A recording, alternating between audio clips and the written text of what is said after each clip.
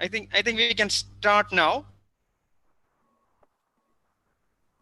Yes. Yeah, let's start.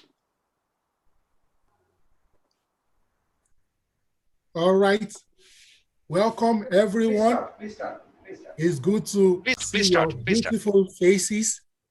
Thank you for joining us from all over the world. Thank you so much, and welcome to the 11th edition of the Innovation Systems 101 lecture series in continuation of the Chris Freeman lecture series. All right, today we have a lovely package, lovely lineup, and we are so excited that you can join us. Today, we'll be looking at quantitative and qualitative research approaches in the national systems of innovation. And we have a chair and two great speakers, and I'll be introducing them shortly. And before I do that, I'm going to be your moderator. My name is Oluwayemisi, PhD scholar from the University of Lagos, Nigeria, GlobalX alumni and Africa Leaks alumni. Always great and a privilege to learn from great people. And today, we'll continue in this series, like I mentioned, in honor of Christopher Freeman. This is his 100th year anniversary. Now, let me introduce first the chair for today.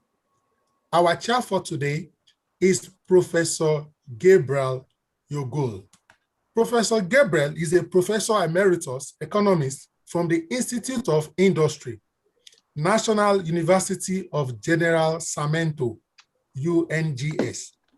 He is also the director of the PhD program in heterodox economics, a researcher in UNGS and the Interdisciplinary Center of Studies about Science, Technology, and Innovation.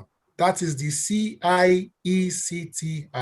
He also manages the level A at the National Commission of Evaluation and University Accreditation. Next, I will introduce the speakers, and I will start with the lady. We recently celebrated International Women's Day. Congrats to all the women in the house. And we have a renowned, remarkable lady, delectable lady today, Dr. Oluwayemisi Adebola Oyekunle, who have also had the privilege meeting one-on-one in South Africa. She's an associate researcher at the Tshwane University of Technology.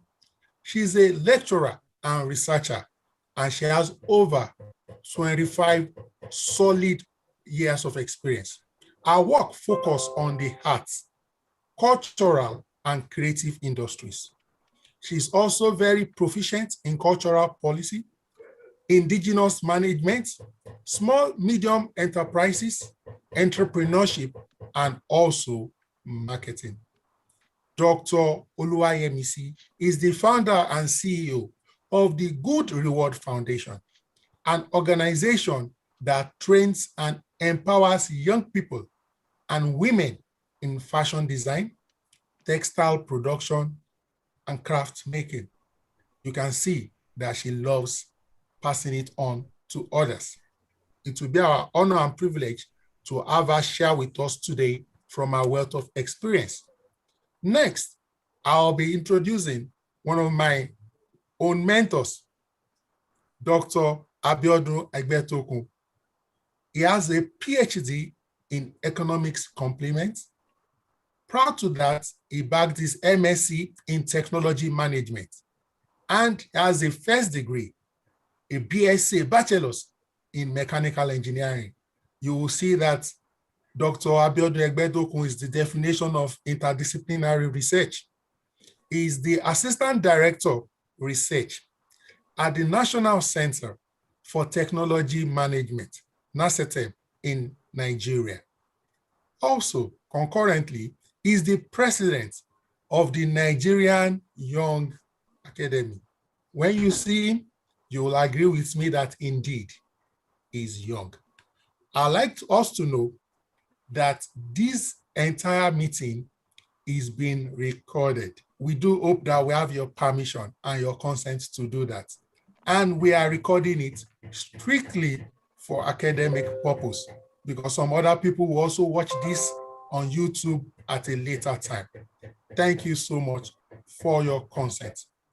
At this level, it is my privilege to hand over proceedings of today's program to our chair, distinguished Professor Emeritus, Professor Gabriel Yoguel. You have the floor, sir. Over to you, sir. Okay, morning. Thank you very much for inviting me to this interesting conference, especially Rajesh, who has prepared a PowerPoint from my notes on Freeman relevant contribution to Schumpeterian and evolutionary economics. I met Benoque Lumbal in the early 90s during a seminar organized by Jorge Katz in Chile. In this seminar, Lumbal explained how does a national innovation system work. A scholar told him that national innovation system didn't exist in developing countries. Lumbal answered him that national innovation system has to be seen as a gradient which existed everywhere. The position of countries in the gradient depend on capacities, linkages, and interactive learning processes developed by organizations, that is, by firms and institutions. Therefore, in order to identify the level a country has in the gradient, it's necessary to develop qualitative and quantitative indicators. His idea of national innovation system was previously discovered by Freeman in the 80s and by Nelson and Equi's contribution in the 90s. All these contributions stress both the relevance of historical perspective and the process of development and growth. Next please.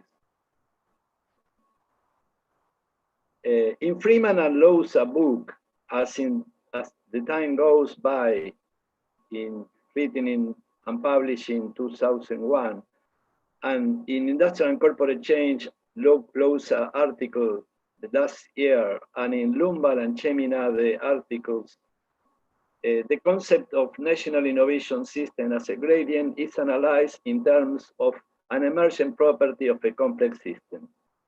In turn, as the process of development involves socio-technical and organizational change, it is a non-linear self-reinforcing process. For such a system, complexity provides a suitable analytical framework. In this context, Freeman has raised a classical perspective of innovation, sharing the main ideas of Marx, Simon, Schumpeter, Nelson, Winter, Dossi, Metcalf, Lumbal, among others. From Marx and Schumpeter, the idea that innovation is a creative destruction. Next, please. Yeah. Okay. From Marx and Schumpeter perspective, innovation is considered as a creative destruction phenomena oriented to generate rents in the competition process. From Dossi's selection inside the firm and agent-based evolutive models, from Nelson and Winter, innovation as change of routines when old ones don't solve the problems that appear, and also the development of new routines to innovate. From Lumbal, Johnson, and Van Hippel, user-producer relationship, which are key to explain the innovative process. For complexity, Simon, Foster, Metcalf, Dossi, and so on, innovation as an emergent property of a complex system where co-production and co-construction matters. Next, please. Schumpeterian's interest in institutional change need to explain how technical change and order process emerge from invention and innovation, diverse and uncertainty. This emergence requires microeconomic diversity and instability, but also regulation, standardization, and routinization to avoid chaotic instability and to attain economic of scale. For Lumbal, Nelson, and Freeman, institutional diversity in national innovation system requires national education and training systems, influencing firms' innovative performance. Accordingly, Freeman and Lousa, different articles, the first one was 1919 and the other 2001, introduced new dimensions shaping the pattern of economic change, with 5 relative, autonomous, but co-evolving domains, which are namely scientific knowledge, technology, economic system, political setups, and the cultural system. Hence, in Freeman framework, institutional forms have to be understood as genuine constitutive social relationships rather than simply as rules of the game a la North. Next, please. All these issues require feedbacks between theoretical framework, empirical results, and quantitative and qualitative indicators. Freeman has stressed the advanced neo-Schumpeterians on different issues. Firm as learning innovation organization, multiple linkages with external knowledge, innovation and diffusion, and the change of innovation through the diffusion process. Studies on innovation, technical change, and employment, the generation of agent-based evolutionary models, the group of Dossi and Santana, and a specific ontology and a specific epistemology, which breaks with mainstream perspective. From the perspective of ontology, heterogeneity, network architecture, divergence, emergent properties, and from the perspective of epistemology, the idea of Nelson of realism, open-ended dynamics, and non-reductionism. Cumulative aspect of technology, relevance of incremental and radical innovation, history, change of innovation in the diffusion process in a non-linear model of innovation, where feedbacks, learning process, and knowledge accumulation emerge. All these perspectives require an improvement or a change in qualitative and quantitative indicators. Next, please. But there are also gaps and problems with statistics and theoretical framework. Among these positions, the old Freeman article in Cambridge Journal of Economics. The use of R&D expenditure as indicator of knowledge accumulation, technical change, and innovation is unsatisfactory, but it is used because it's easier to develop these indicators than to build complex indicators of capacities, linkages, and feedback. There are an endogamic indicator of linkage, that is, which firm are you linked in the competition process, which institutions, and with social network analysis, it's possible to discuss the linkages from a more open perspective, that is, from the whole network to which a particular firm work. The need to measure the intensity of knowledge, the role of intangible asset and innovation outputs, the role of power, should be every time it says that. The lack of advances in services, innovation as a co-production and a co-construction, interfirm networking, globalization, and the role of multinationals. The identification of technological transition, Freeman, Perez, Dossi, to open the design of innovation surveys to other disciplinary fields that go beyond economics. History matter. Diffusion requires supply and demand side. Lack of coevolution between theoretical framework and qualitative and quantitative indicators. Relevance efforts made by many scholars. I like to say Redecid, José Casiolato and Elena Lastres, Godinho in Portugal, Faberger in Norway, and many others scholars trying to improve the way indicators are estimated. But Limitation of theoretical framework comes from not taking into account innovation theory in terms of competition process. It's not national account. Changes in routines, co-production and co-construction process necessary to explain services, global commodity change and production networks. Winter, quoted by Freeman, also stressed, the next please, the weakness of surrogate measures of knowledge accumulation using R&D expenditure statistics. He proposed to analyze the complexity and diversity of phenomena of knowledge, competence and skills, variety and complexity of innovation. Incremental or radical innovation requires a very different mix of knowledge and different kinds of outputs, and so on. Few attempts to place the whole discussion of technological trajectories, that is the ideas of Carlota. In sum, according to Freeman, neo-Schumpeterians have failed to develop a theory of the behavior of the firm relating strategies to routine. Finally, I like to say that in the slide says traces, but has to say SOFO.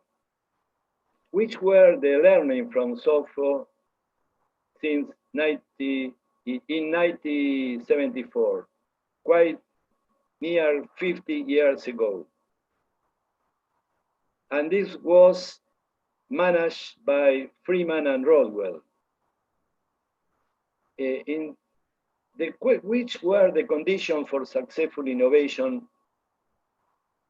They stress the following ones. Relationship between indicators and theoretical framework.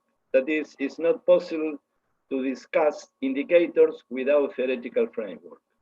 Good internal linkages between design, development, production, and marketing. 3, training process and interacting learning, doing, using, and interacting, and STI and STS. Improving the role of scientific accumulation of knowledge and policy. Knowledge and organization are the most important capital of the firm. Different in diffusion are not a result of capital embodied, but should be attributed to skill intensity, learning, training, managerial, and organizational innovation. And the Japanese experience, finally, the factory as a laboratory, closer integration of R&D with production. Finally, as Mowedy et al. Have stated in 2011, together with Richard Nelson, Sidney Winter, and Nathan Rosenberg, Chris Freeman was one of the founding fathers of the modern economics of innovation. Thank you very much.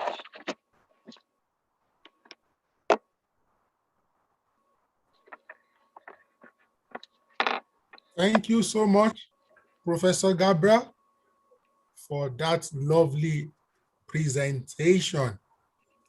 I would like us to know that if you have comments, questions, we can drop it in the chat box.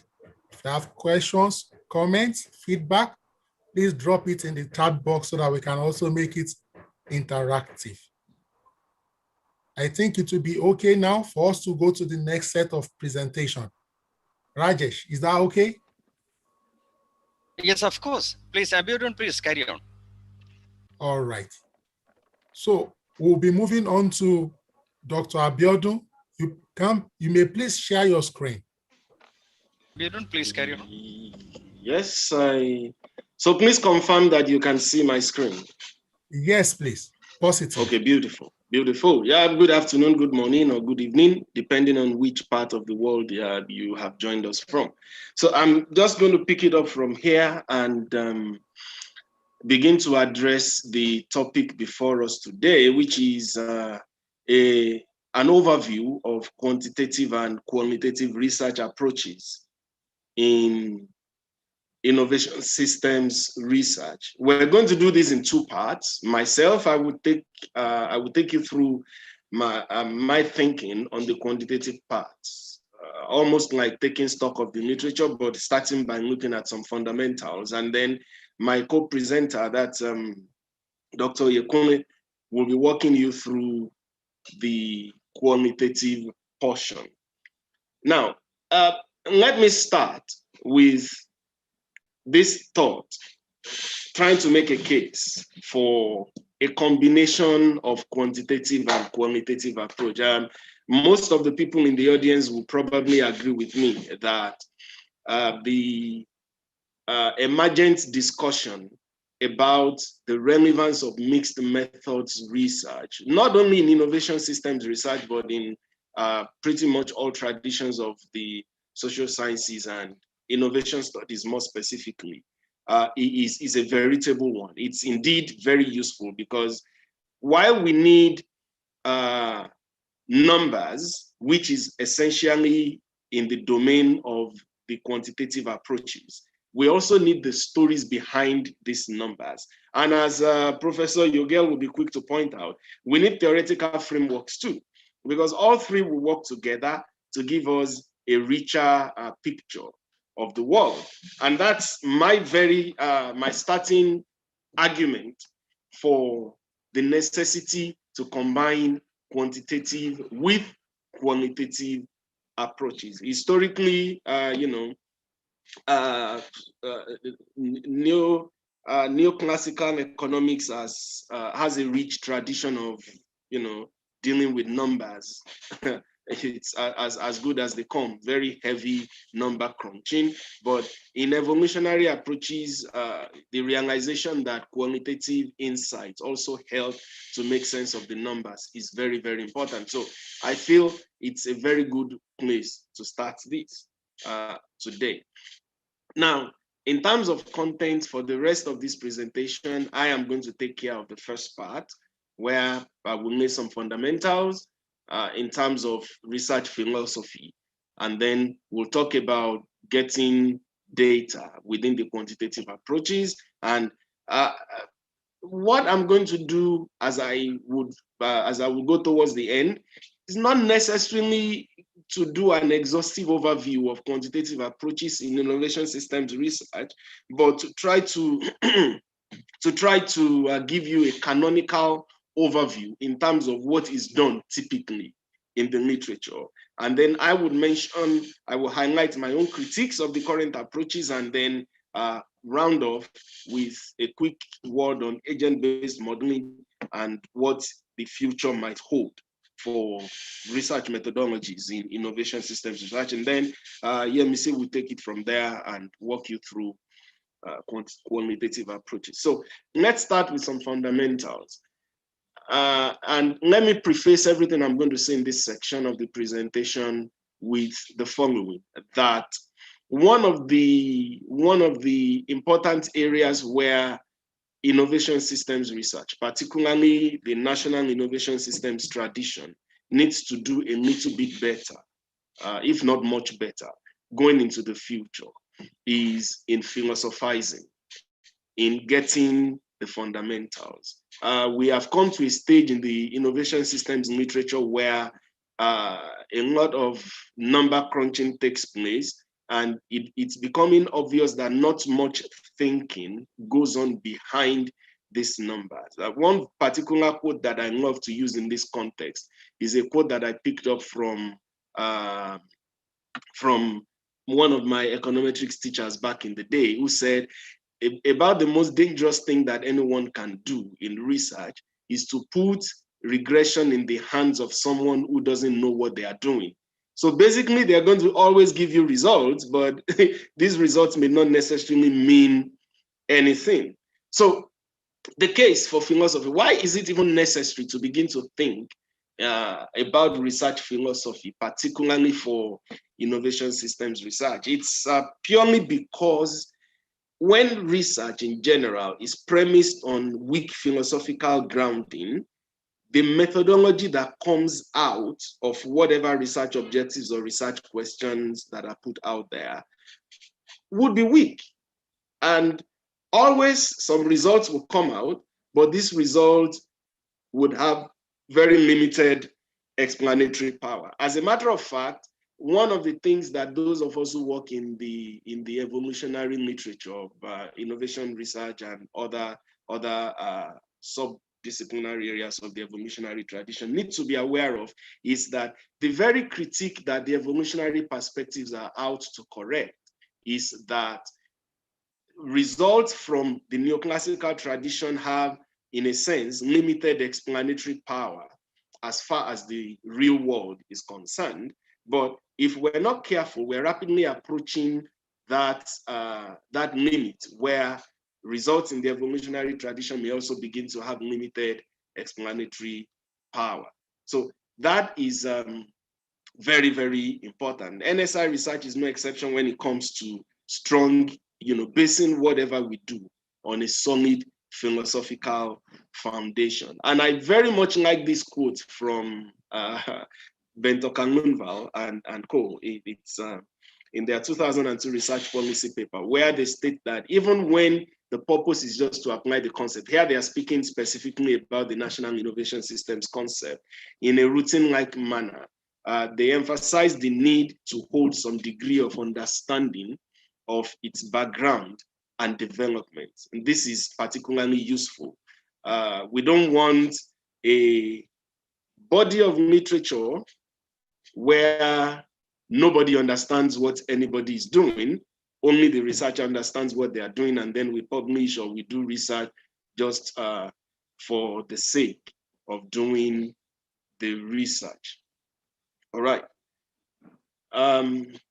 So if one takes a good look at innovation systems research, particularly NIS research as we have it today, what might one say characterizes the philosophy? What are the general philosophical traditions? So this is not necessarily what I propose, even though I agree with it largely. It's essentially what is the state of the art, the way I see it. So from the ontological perspective, innovation systems research tends to think that the reality of the world is subjectivist.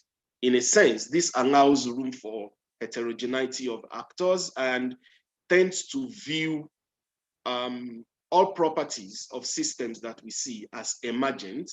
And what I mean by that is that, whether nations are building capabilities, some build capabilities, others do not, some catch up and others do not. These kinds of things we see at the macro level are as a result of micro level behavior of all actors within the system. So actors and the consequences of their actions matter in defining whatever we see as the emergent properties of the system.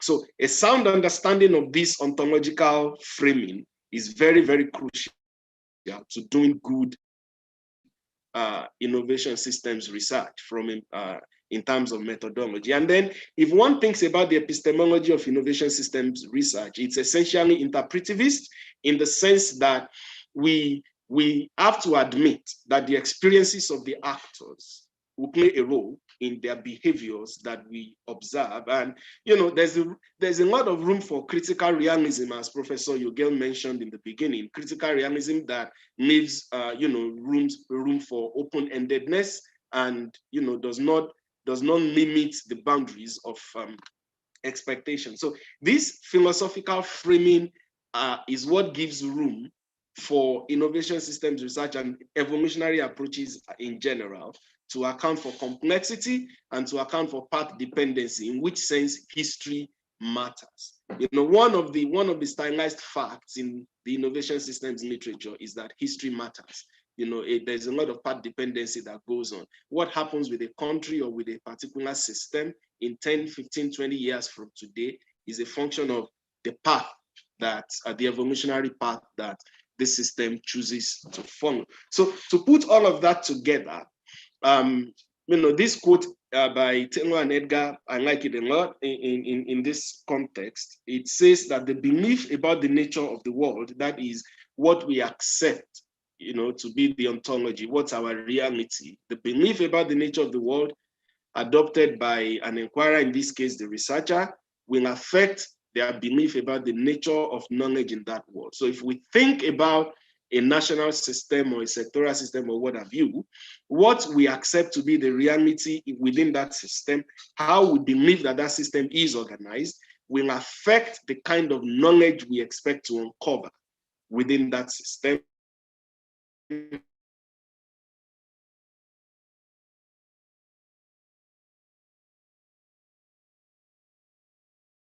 And that will also influence cover knowledge within that system. So subjectivist or the critical realist or the interpretivist world, we may end up in a deterministic world where we place too much weight on quantitative indicators, which may not necessarily capture the realities. So now, the next thing I'm going to talk about picks up on the very last part of this quote, which is belief as to how knowledge can be uncovered, and that is methodology.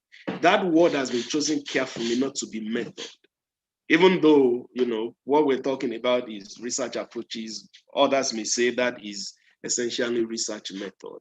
That the choice of that word is specific, and you will see in a minute why that word has been chosen. And this is just the reason. There's a difference between method and methodology. As it turns out, from my reading of the innovation systems literature, particularly over the last couple of years, when the community of much younger scholars like myself and those even younger than myself are beginning to enter the field, you know, there seems to be a mixture between what we do and why we do what we do without necessarily, necessarily providing good clarification or good justification for that.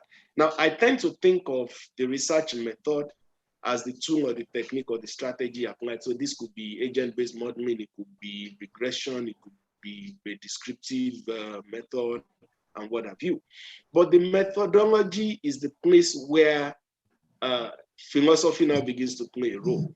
So it is when you marry the method as a technique that you use together with the logic behind that technique. Why does this method fit the problem? The assumptions that you made, the justification for that method, and the rationale for it.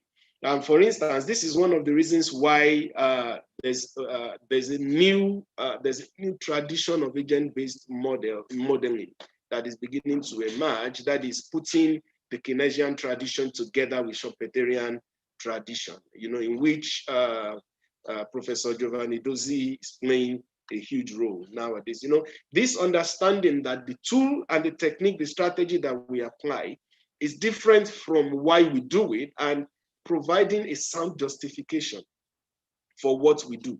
I believe that this is very, very crucial. And this is indeed something that is presently lacking in the recent innovation systems literature. So I like us to view it this way, that having said all of what I said, we can then just take methodology and divide it into three distinct parts. There's the method, which is what you do. There's the philosophy, which is the logic behind what you do. And then there's this justification, which is why you do what you do.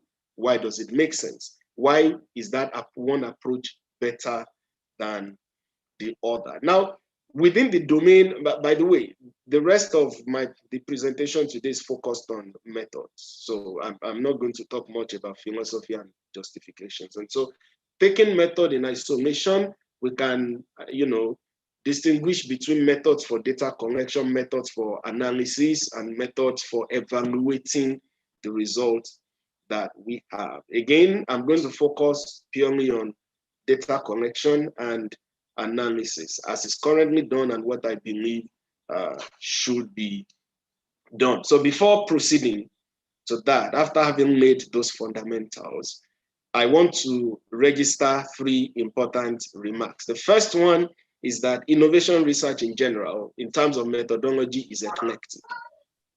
Here's what I mean. It's really difficult to say that, just as one could say in some deterministic disciplines that this is the method, this is how we do what we do. In chemistry, for instance, you mix one reagent with the other, you check under laboratory conditions and all that. In innovation research, you really cannot say that. It's the research question that defines the method that you can use to speak to it. And particularly with innovation systems research, this eclecticism is pronounced. Different approaches would need to be applied to evaluate actors within a system. The same approaches that are applied to evaluate the actors may not necessarily be appropriate to assess how these actors interact. And the policies in the environment, in the space within which actors interact, the same approaches that are applicable in evaluating the actors or assessing the interactions may not necessarily be appropriate for that. So it's important to bear this in mind, that this is an eclectic discipline that we're talking about here.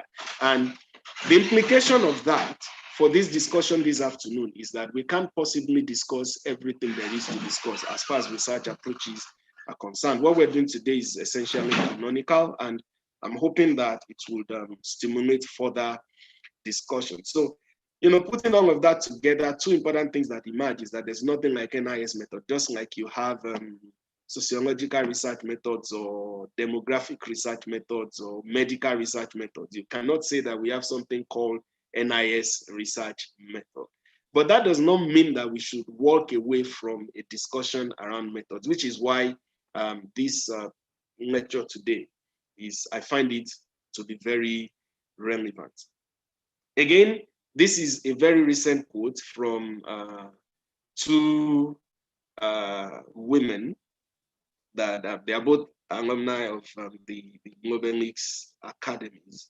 And in a recent paper, they raised the issue that research design and methods they are only discussed superficially in most innovation policy studies. I mean, there are those who may agree that maybe this is an overstatement or something, but as I mentioned earlier, if you look at the recent innovation systems literature, this problem kind of stares you in the face, with its eyes wide open, that the discussion about methods, about theoretical frameworks, about conceptual frameworks in the innovation systems literature is beginning to get more and more superficial, such that new scholars who are coming into the discipline find little guidance in the existing literature.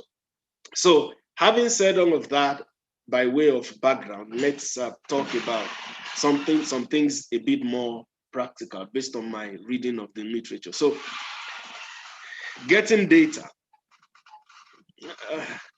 The quality of research that is done within any discipline, and of course, more specifically within, now that we're talking about innovation systems research, the quality of research that is done depends on the quality of data that is used.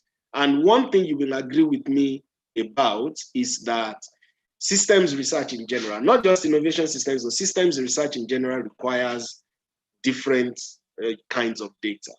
As I mentioned earlier, there are approaches for assessing actors, approaches for assessing the interactions, approaches for assessing policies. Just as those approaches are different, the data requirements may also differ. So one can talk about surveys as data sources.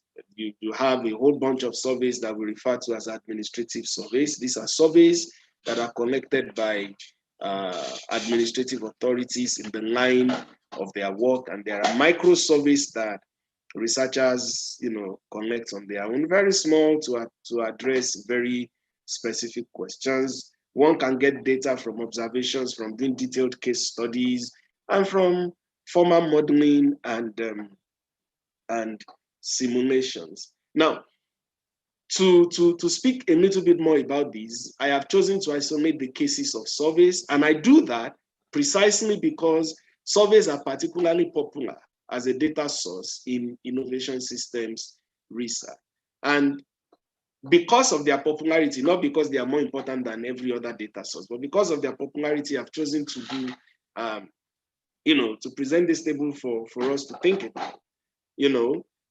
If one would compare between administrative surveys and micro surveys, again, from my own part of the world, I know from experience that micro surveys are particularly popular. In university departments where innovation systems is taught, in all of its forms, sectoral, technological, and all that. One of the things we see happening regularly is that literally every student has to go out to the field to collect a lot of data. These surveys are micro, and the question one begins to ask is how fragmented is the system that you need hundreds of researchers to collect fresh data all the time on different aspects of the system. So there are merits and demerits of the two different kinds of surveys that we're looking at on the screen right now. In terms of geographical coverage, administrative surveys are quite, they're quite large, maybe more useful in that sense, and they cover a wider variety of variables compared to micro surveys. And they are, because of the authorities that implement them and the funding that may be available, they tend to have stronger authority behind them. So response rates tend to be higher. Just to illustrate, these are some examples of surveys that have been used in different aspects of innovation systems research. The World Bank Enterprise surveys are particularly popular. A lot of family level studies from the systems perspective tend to use this survey. The Africa Sector Database appeared very recently, just a couple of years back.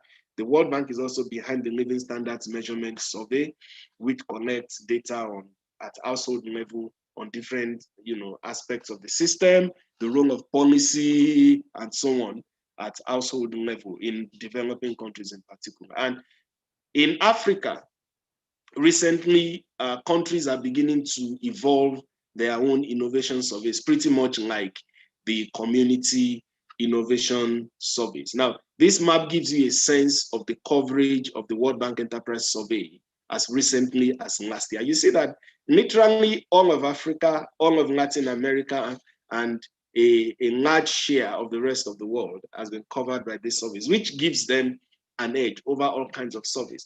But one important problem that these kinds of surveys have in terms of indicators and measurements is that they pay a lot of attention on formal measurements of what goes on within innovation systems. So for instance, the typical measures of knowledge creation are R&D investments and patenting, which are also, which also sometimes double as measures of output, particularly patenting. But we do know that this may be representative in some parts of the world. It's not necessarily representative, particularly in developing countries. So this kind of critiques limit the extent to which one can make very strong inferences based on these kinds of data within the innovation systems literature. So now I will proceed to talk about some of the quantitative approaches that are generally used in innovation systems research. Again, I'm doing this, speaking almost like from the two sides of my mouth at the same time, looking at the merits of some of them, the demerits of some of them, and then I'm going to pay attention to try to illustrate how this works using an example from the innovation systems literature so that we all can learn mutually from these. So I'm going to do this in three broad sections. There's the section for description-based methods, there's a section for regression-based methods, and then bibliometrics and scientometrics, where I'm going to also give a hint on how social network analysis could have, or has been applied in innovation systems research. So let's start with description-based approaches. Now, the first question we want to answer is why. Why would anybody engage in, in applying approaches that describe an innovation system? Based on my reading again of the empirical literature, I believe this happens for three reasons. Number one is that description approaches don't just talk about the data, they provide deeper understanding of the data generation process. How have actors behaved over time that led to where we are, or what kind of policies have been there before we came to where we are. One particularly nice paper in this kind of tradition is the paper by Lisa Giuliani. I can't remember the year, it was in Research Policy. The paper looked at the micro-determinants of meso-level learning, and it's basically a study of how the activities of the firms in terms of learning, how they acquire knowledge, how they interact, how it defines what we see within the wine production cluster in Chile. Very, very enriching approach to do innovation systems research. And then description-based approaches offer very sound exploration of history and path dependency. I mentioned this earlier when I was talking about philosophies. They help us to understand why we are where we are, what kind of actions may have been taken in the past that led us to where we are, and then they offer an exploration of alternative paths and potential outcomes of these paths. And description-based approaches also provide very nice explanations of structural equilibria. By structural equilibrium, I mean the kind of equilibrium that occur within the overall equilibrium that we observe. So in the neoclassical tradition, we are very familiar with the state of equilibrium, but we know from evolutionary approaches that the world is in a dynamic state. So there is going to be equilibrium within equilibrium. So this kind of equilibrium within equilibrium is what I mean by structural equilibrium. So even if we observe a system that appears to be very stable, within that stability, there's a lot of dynamism going on underneath. So description-based approaches help us to understand this kind of internal dynamics. So what are the typical methods that fit, this category of approaches? One is analysis of historical data, analysis of trends and patterns, and then the use of simple statistical measures of central tendency, measures of dispersion, correlations, factor analysis, graphics, and what have you. Now that's not to say that these are standalone ideas, or approaches or methods. They can be used in combination with this or with other types of approaches that I'm going to talk about later. So let's take an example. The work of Lee and Lim in 2001 that studied technological regimes catching up and leapfrogging with findings from the Korean industry. This is one very nice paper, and it's interesting. I can't remember if there's any single regression table in that paper. And this again brings up the discussion of what is publishable and what is not. There is a school of thought that argues that serious research or rigorous research in innovation systems need to, especially if it's empirical, needs to show you a bunch of regression tables and some fanciful calculations. I tend to disagree, and this is one example of why this may not be the case. Now, what was the aim in that paper was to identify some stylized facts in the process of technological capability building. How do countries build capability, and particularly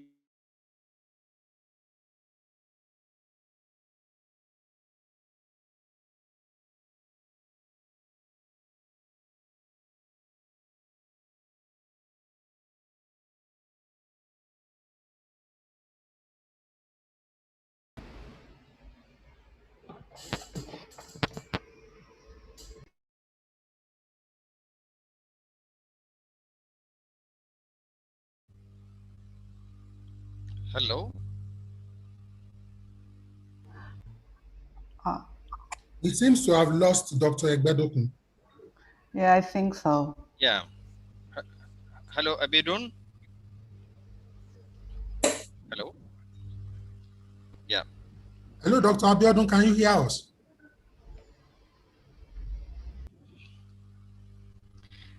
I think we can wait for a few seconds, and then if he cannot Dr. join Oyemisi back, can take over. yeah, a few seconds we will wait. No problem.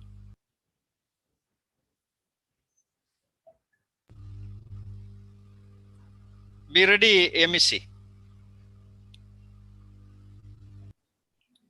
Okay, Rajesh. Yeah, you're back. You're back. Please unmute and speak. Yes, I am back. I'm so sorry. Actually, I was carrying on because I thought you were still hearing me. I didn't realize that you lost me, actually. You can just rewind. You can just rewind. Okay. I'm sorry. Okay, so I will take it from the point where I was talking about the model, that essentially this model, describes the relationship between different parts of the South Korean technological system in certain industries. You would see towards the left, it talks about technological regimes and the sources of competitive advantages and how different aspects of the system are connected to lead onto market success, which then feeds back to available knowledge and resources. Very interesting model. And three important results that we got in the paper from that approach is that there are, on the basis of descriptions alone, we understand now that there are different patterns of catching up. In that paper, Lee and Kim highlight three of these. There is the path creating catching up, which is, a follower, an erstwhile follower catches up and then overtakes and begins to set the trajectory. There's the path skipping catching up, which is where an erstwhile follower, jumps over certain stages of the catch-up process. And then there's the path following catching up, where the leader remains the leader, but a country or a system that is catching up continues to follow at a very rapid pace. So now that's that about description-based approaches. Regression approaches generally focus on linking concepts and phenomena. That's why it's essentially based on variables. How do we proxy different components of a system and relate these using, simple or complex equations? The canonical regression model is that there is an outcome, and then this outcome is a function of certain inputs into the system. Now, this setup, as simple as it may look, is elegant in the sense that it allows us to get a good grasp of, structural dynamics within a particular system. And it's about the best approach that I know of that provides, relatable explanations of what has happened before and what are the consequences of this happening. So generally, in regression-based approaches, you find methods that look at either cross-sectional or panel data, or use very complex statistical measures or equations. And then one of the key aims is to establish correlations between variables that proxy different parts or different attributes of the system, or that establish causal relationship. And then graphics also play a role in regression-based approaches. It is in this tradition that you have some very popular models like the CDM model, which I want to assume that quite a good number of us in the audience would be familiar with the Crepon-Dugan-Mares model for assessing, evaluating innovation outcome and the determinants of innovation and the impact of innovation on different aspects of firm level performance. So I illustrate how regression-based approaches work using the paper by Jan Fagerberg and Martin Strolek on innovation systems, capabilities, and economic development. This is a 2008 paper, which aimed to answer the key question of why countries develop differently. Okay, and what they performed in that paper is an empirical analysis of capabilities of national systems. So these capabilities that are needed to succeed, following the arguments of Abramovich and Gerschenkron, in terms of social capabilities and systemic national capabilities. And the fundamental regression model in that paper is that GDP, as the measure of outcome here, is a function of certain indicators of the innovation system, certain indicators of governance, and certain indicators of the level of openness of the system. All right? And what did they find? That a well-developed system is essential, but is not sufficient.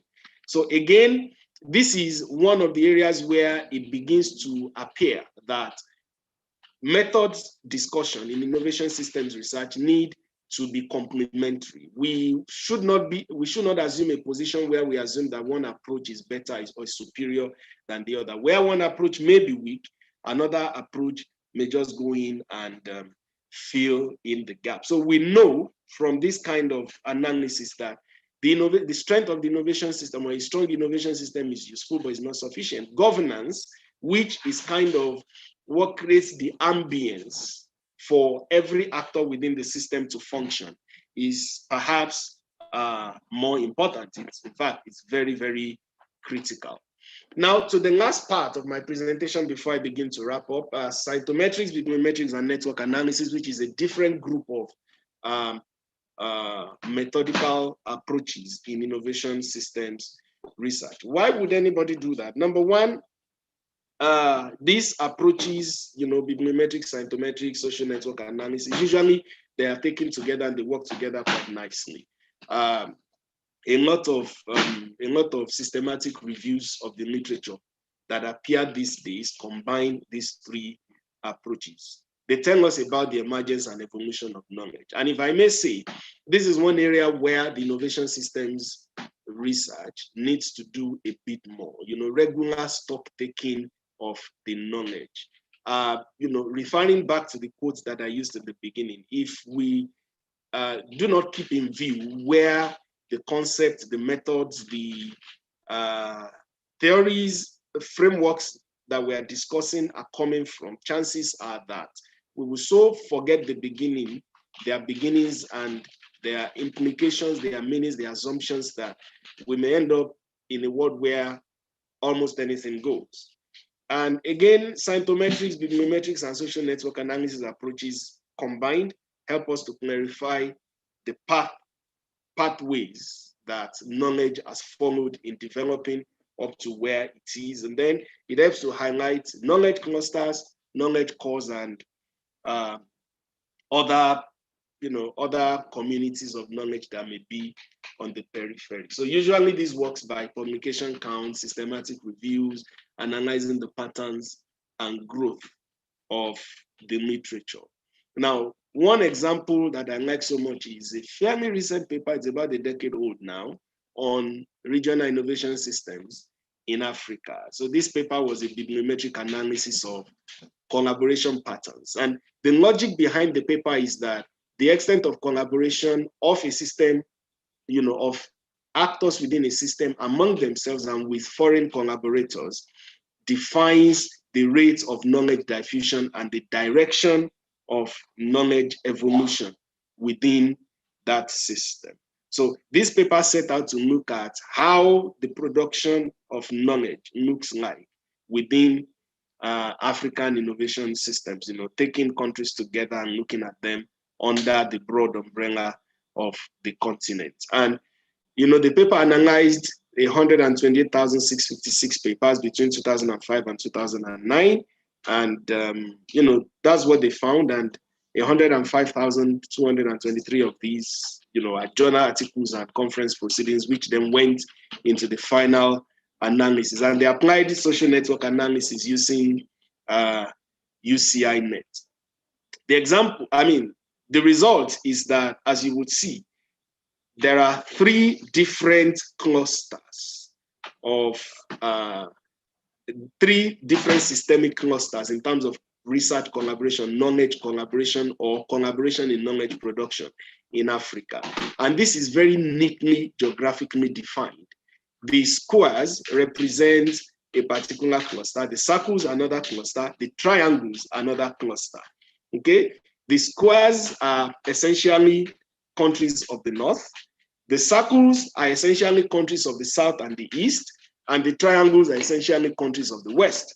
So this kind of analysis already shows us that there's a kind of preferential attachment, even in knowledge production within the African innovation system. So finally, I'll talk about agent-based models and then I'll wrap up. So agent-based models they are not a recent development. They are powerful, very powerful, in the sense that they allow us to apply complex, computational methods to create or kind of mimic real-life scenarios. Underlying these complex numerical computations are explicit theoretical specifications. This is very, very crucial. And the focus is purely on economic agents in 4 dimensions. Number 1, who are these agents?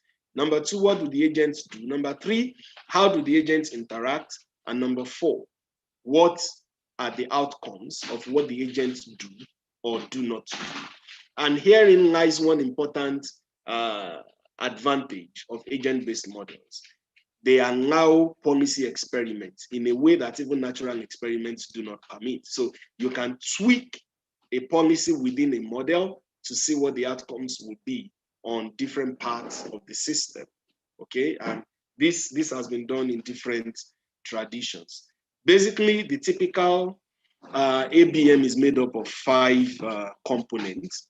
The agents, which are specified at different levels of detail, and then there are behavioral heuristics, their learning and adaptive rules, how they interact, and the environment within which they interact. And so that these are different traditions in the evolutionary modeling approach, because this is where I would place the innovation systems traditions, evolutionary, the history-friendly model, which is what I'm going to use as an example, a paper by Landini, very recent, fairly recent paper as well, looking at the role that technological conditions play in catch-up. And this, you see, this is, you know, filled with symbols and letters and so on. This is what the typical ABM looks like. You know, the level of complexity varies, but it is the relationship among these variables that give agent-based modeling its power, all right? And so what the results of this particular model shows is that catch-up dynamics differ depending on the extent of technological disruption, on the degree of lock-ins, on how the technological landscape is shaped and starting conditions. So again, these allows to account for history matters. And there are, you know, the model helps to identify 4 different types of, 4 different cycles of catch-up, which I won't bother to go into in detail. So to conclude this part of the presentation before I hand over to my counterpart, going forward, one of the things that, a key takeaway that I would like, you know, you to take away from this is that NIS research basically does not have what we can refer to as a canon of methods. You know, there's no canonized set of methods. One of the things that one should call for at this time is creativity, because from my perspective, I think the research tradition is beginning to stagnate in a sense, you know, in terms of expansion and progress. So creativity, particularly in methodological terms, is crucial at this point. That's because the world is very dynamic these days. You know, there's a lot of competing concepts, focusing devices, approaches that are emerging, you know, entrepreneurial ecosystems, innovation ecosystems, and so on and so forth, that the NIS tradition, you know, could just lose a lot of ground if the philosophical underpinnings and the methodological discussions are not put together in a more coherent way. And this is very, very important. And finally, I would emphasize the fact that methodical creativity is essential.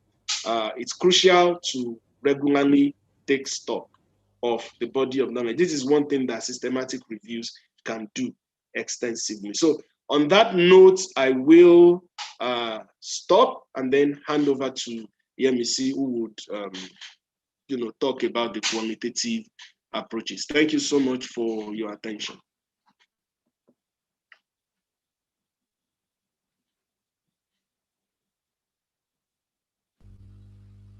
Yemisi, please.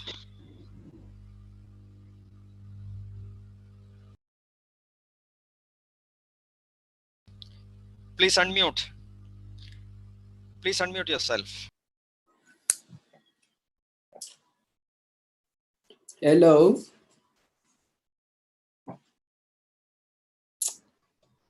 Hello. Hello, can you hear me? Yes, yes. Very good. Please proceed. All right.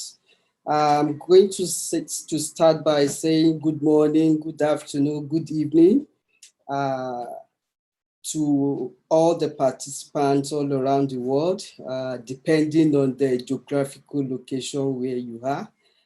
My name is Oluwayemisi Oyekunle, and I'm going to discuss on the qualitative research approaches to national system of innovation. Like my co-presenter said earlier, that there's nothing like national innovation system. So the presentation is going to be generally on innovation system.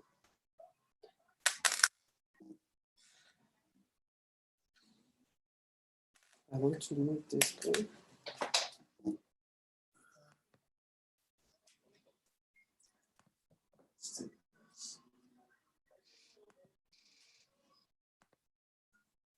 Sorry, my screen stopped sharing. You're back. You're back. No problem. Yeah. Please. This is the outline of my presentation, and I'm going to start with the introduction by saying that in the last 4 decades, research on innovations was dominated by a focus on commercialized invention based on the theoretical conceptions of Schumpeter and Freeman. Both of them were extremely important scientific entrepreneurs in highlighting innovations as specific and relevant phenomena. As a result, innovation studies today is regarded as a field of research in its own right. And according to Yin in 2009, qualitative research is widely seen to be an appropriate research approach when answering research questions relating to the how and why, as well as building theory inductively. Also, amongst the scholars, the broader field of innovation studies is quite practiced at using quantitative methods. For example, the social network analysis, SNA, which was initiated by Coleman et al. In 1957, and Freeman in 1995, he introduced the univariate statistics, which refer to all statistical analyses that include a single dependent variable and can also include one or more independent variables, and also the bivariate statistics, which is one, sorry.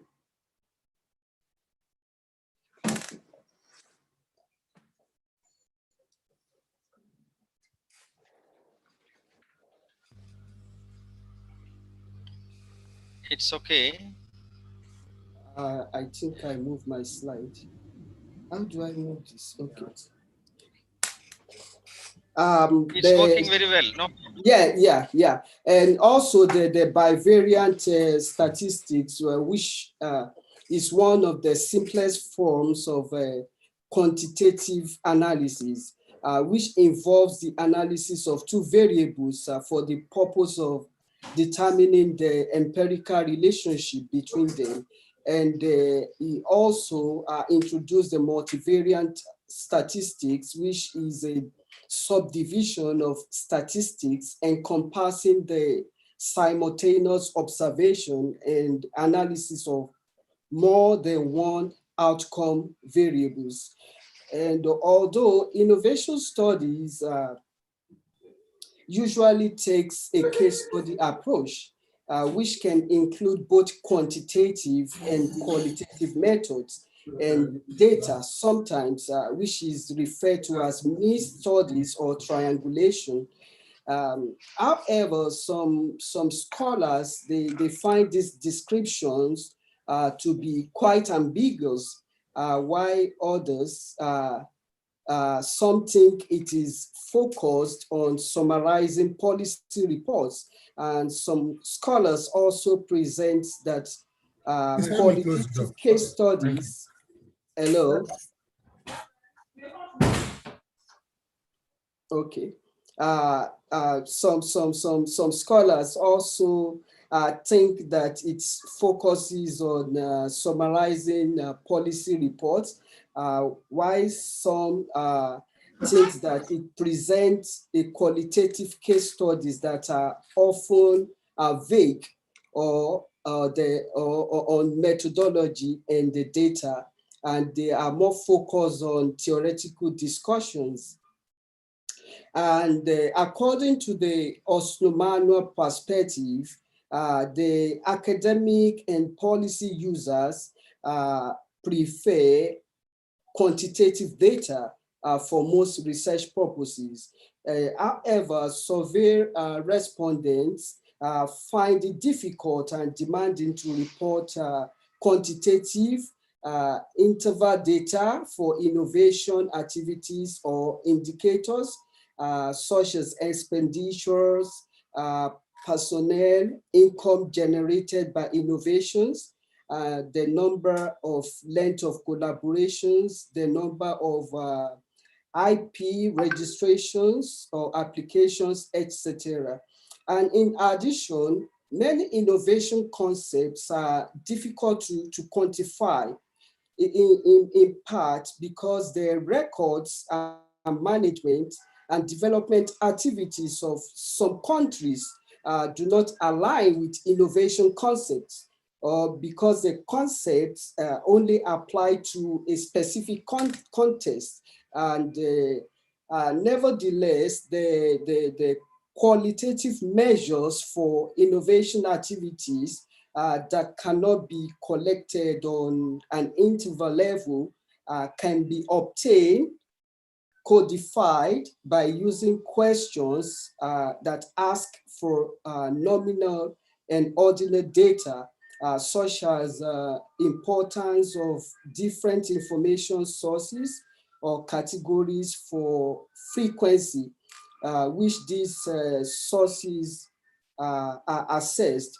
And this type of qualitative data can be used in econometric analysis and to construct indicators.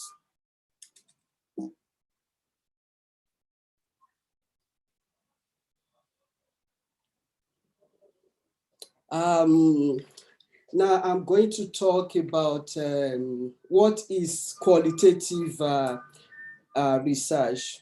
The goal of all qualitative research efforts is to uncover a very specific types of need statement, which is called a desired outcome to provide answers to a question through a predefined traditional process of data collection, which with appropriate evidence and proofs, which produces findings that are new through gathering of culturally precise information about attitudes, opinions, behaviors, values, and also social contents on specific research problem, which are derived from local, regional, and national population points of views, and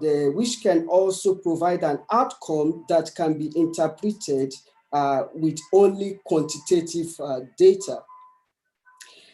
Hence, innovation is not just about generating and managing ideas, but an effective national innovation system starts with understanding the unmet needs by consequently employing an innovation process that comprise of the following 4 steps, which is 1, gathering a complete set of needs, determining which needs are unmet, and brainstorming ideas that address the unmet needs, and lastly, deciding which ideas to pursue. And these 4 steps are seen in the study by Wang et al. in 2020. The study is a sort of an example that follows these steps, which was built on national innovation system perspectives based on global innovation index report. And in their research, they use a forced set of qualitative comparative analysis approach to determine the configuration differences of high innovation performance between countries with different income.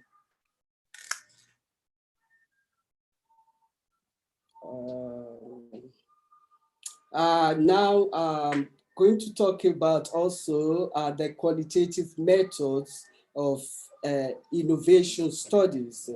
In qualitative research, the aim is to increase understanding of different social phenomena, making it especially suitable for innovation policy studies.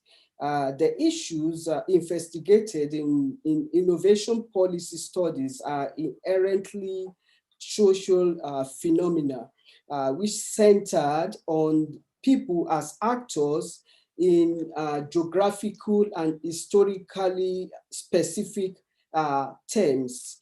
And secondly, in the social science, qualitative research dates all the way back to the time of the 20th century, when anthropologists started conducting empirical research rather than describe this long history of qualitative research. We fast forward to the point that can be considered as a cornerstone of qualitative research for innovation studies. And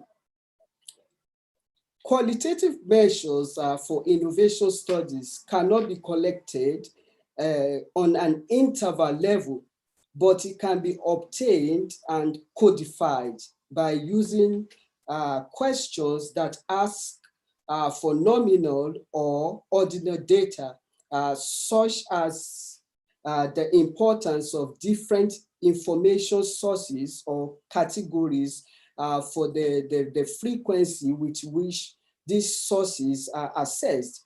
And this type of qualitative data can be used in econometric analysis and to construct indicators.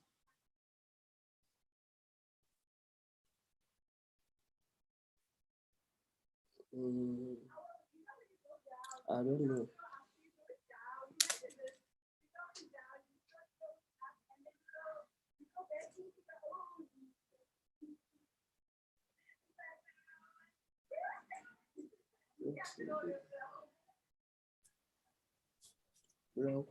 Hello, Dr. Oluwayemisi.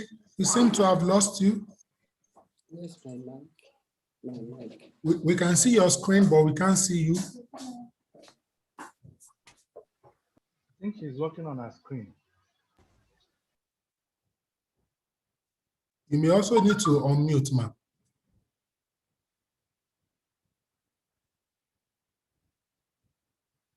I think she's working on her side, yeah.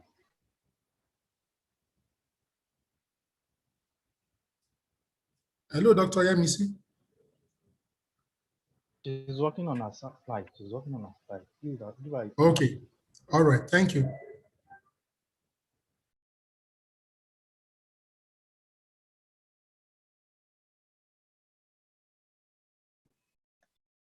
Hello?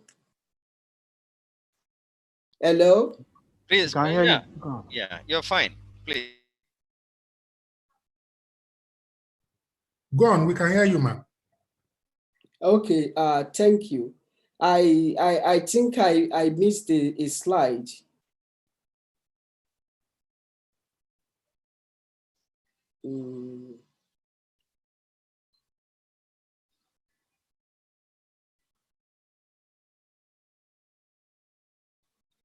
I think this is the one. Okay. Okay. I'm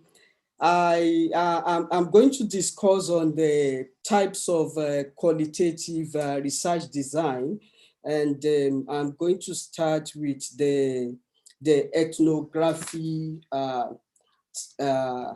techniques. The ethnography is a term that means representation of people as an approach for descriptive study of people and their culture. And it involves extensive field work by the researcher.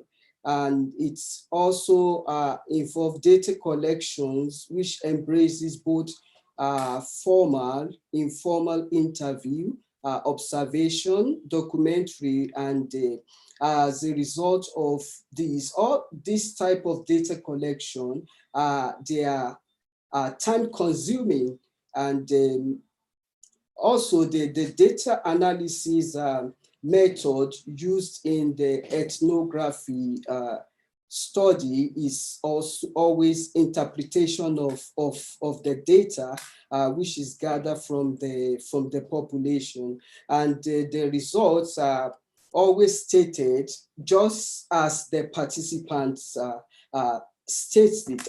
And the method can be challenging when the researcher is not familiar with culture and the language of the population in which they are investigating. And the second method is the phenomenology, which the researchers in this method, the researchers set aside previous experiences and theoretical knowledge in order to encounter the participants' experience freshly. And this is called bracketing. And this method is founded by Edmund Husserl in the 20th century. And this, it describes, the method describes the meaning of something that exists in the past according to the experience, event, situation, or a certain concept of a specific set of people or a population. And in qualitative research, the phenomenology is usually explored by unstructured conversational interview, but additional data such as observing the behavior can supplement the interviews sometimes. And the interview questions typically do not ask participants to explain why they do feel or think about something. This is because the why questions can cause the research participants to respond in a way that they think the researchers want to hear, which may not be what's in their head or in their heart. Instead, phenomenology researchers produce stories from research participants by asking them questions like, for example, can you tell me an example of when you did 1, 2, 3, or what was it like when you did 1, 2, 3? So this question leads to the participant to be free enough to explain the phenomena exactly the way it is. And the next method is the case study method. In most cases, a case study method selects a small geographical area or a very limited number of individuals as the subjects of the study. And the case study, in their true essence, explore and investigate contemporary real-life phenomena through detailed contextual analysis of a limited number of events or conditions. and their relationships. And unlike the quantitative analysis, which observes patterns in data at the macro level on the basis of the frequency of occurrence of the phenomena being observed, case studies can observe the data at the micro level. And also the researchers can adopt either a single case or multiple case design, depending on the issue in question. But the problem of a single case design is inability to provide generalizing conclusion, in particular when the event is rare. And one way of overcoming this is by triangulating the study with other methods in order to confirm and validate the process. And the case studies, for the purpose of this presentation, I categorized it into three, which is the exploratory case studies, which set to explore any phenomenon in the data which works at point of interest of the researcher. And the second one is the descriptive case study, which set to describe the natural phenomena which occur within the data in question.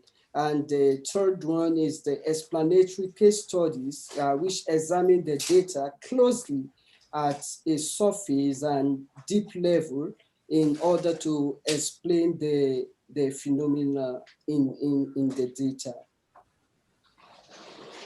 And the fourth one is the grounded theory. The grounded theory, it's a process of data collection, analysis, interpretation, and theory development. The purpose of grounded theory research is to inductively develop a new theory of a research area based on systematically collected data.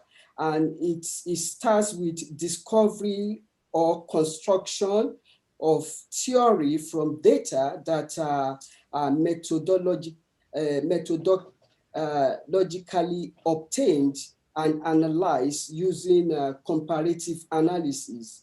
And also the grounded theory project typically does not begin with a theory from which hypotheses are deducted, but with a field of study or a research question that is relevant to the question, which allow the emergence of theory and new information during the research process. The next item is I will discuss on the method of collecting qualitative data. The data collection approaches for qualitative research are usually either having a direct interaction with individuals on one-on-one basis, or having a direct interaction with a group of people. And for the purpose of this presentation, I'm going to talk about 4 types of data collection for the qualitative research. The interview, these are styles in which the researchers personally commonly used when dealing with policy makers and innovation actors.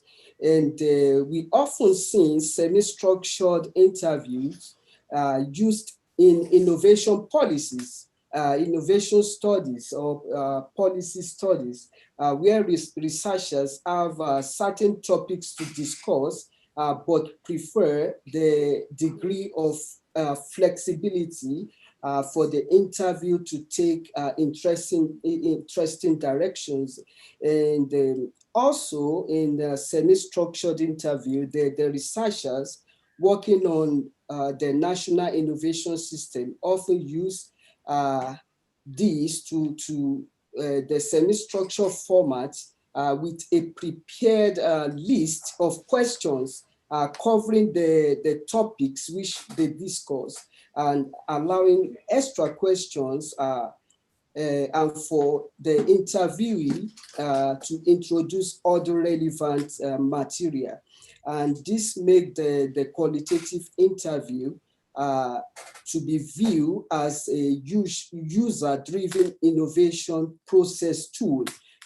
It is also used during it is normally used during the introductory phase or in fieldwork where there's an overall topic or problem, areas of innovation process, but where there's no available user knowledge yet.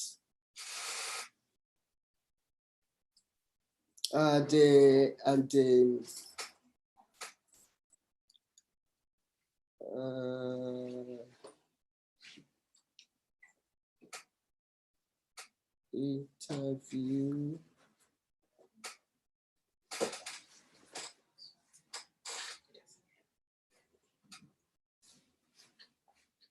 Focus group discussion.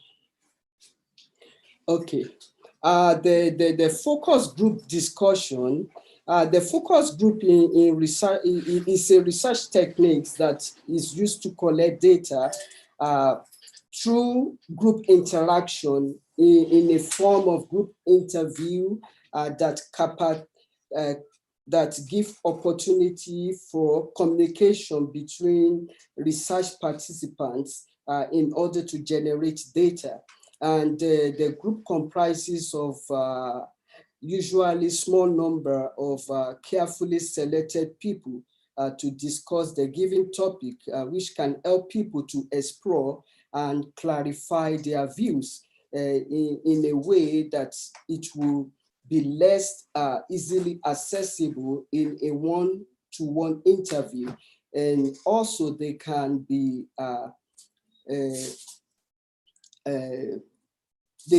done with the same target group to which innovation is aimed, and or people in the group who probably have quite conflicting opinions or view. These are always called the focus group, and for a type of qualitative research. And I'm also going to talk about the observation. The observation, it normally takes place in a natural settings with the researcher taking a descriptive and notes. And it is said to have its own limitations as it is always observed in a natural settings, and this may cause a problem with validating the data. And some of the limitations include the people may change their behavior when they know that they are being observed, or the researcher himself may be judgmental or misunderstand what he or she observed. And the researchers also might have an oversight of the thing they are observing when they are taking the notes. And the last one is document analysis. Document analysis, it's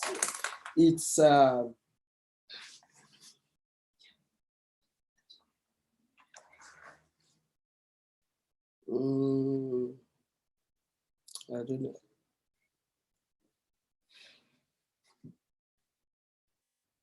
Oh. Okay, the observation continues, sorry. the techniques for collecting data during the observation. For this presentation, I'm going to mention 5, which is a written description, in which the researcher makes a written description of people, the environment or the situations. And the second one is by video recording, which allows the researcher to record the notes, and also photographs, which is suitable when it is necessary to collect observable information or phenomena. There are also artifacts, which include objects of importance like the tools and the instruments, etc. And lastly, the documentation process, which include the annual reports, the local paper, minutes of meetings, code of conduct, policy documents, or information on the notice boards, which can just be picked by the researcher. And lastly, the document analysis is a form of qualitative research in which documents are interpreted by the researcher to give voice and meaning around an assessment topic. And analyzing documents, it incorporates coding the contents into themes, which are similar to how focus group or interview transcripts are being analyzed. And lastly, to complete my presentation, I'm going to show the major sources of international innovation data, which Oslo Manual provided as a guideline, which researchers working on innovation or national innovation system can refer to, which is the Eurostats, the Ibero-America and Inter-American Network, the OECD, the UNESCO statistics, and also NEPAD for Africa. And this is where I'm going to end my presentation. These are my references, and thank you. Thank you so much for that brilliant presentation. We have learned a lot, and I can see that quite a number of people have been dropping comments in the chat box. Perhaps we can take some of the questions or some of the comments. Okay. Before that, Professor Gabriel will make his comments, isn't it? Over to you, my chair, sir. Professor Gabriel. You need to unmute, Professor Gabriel.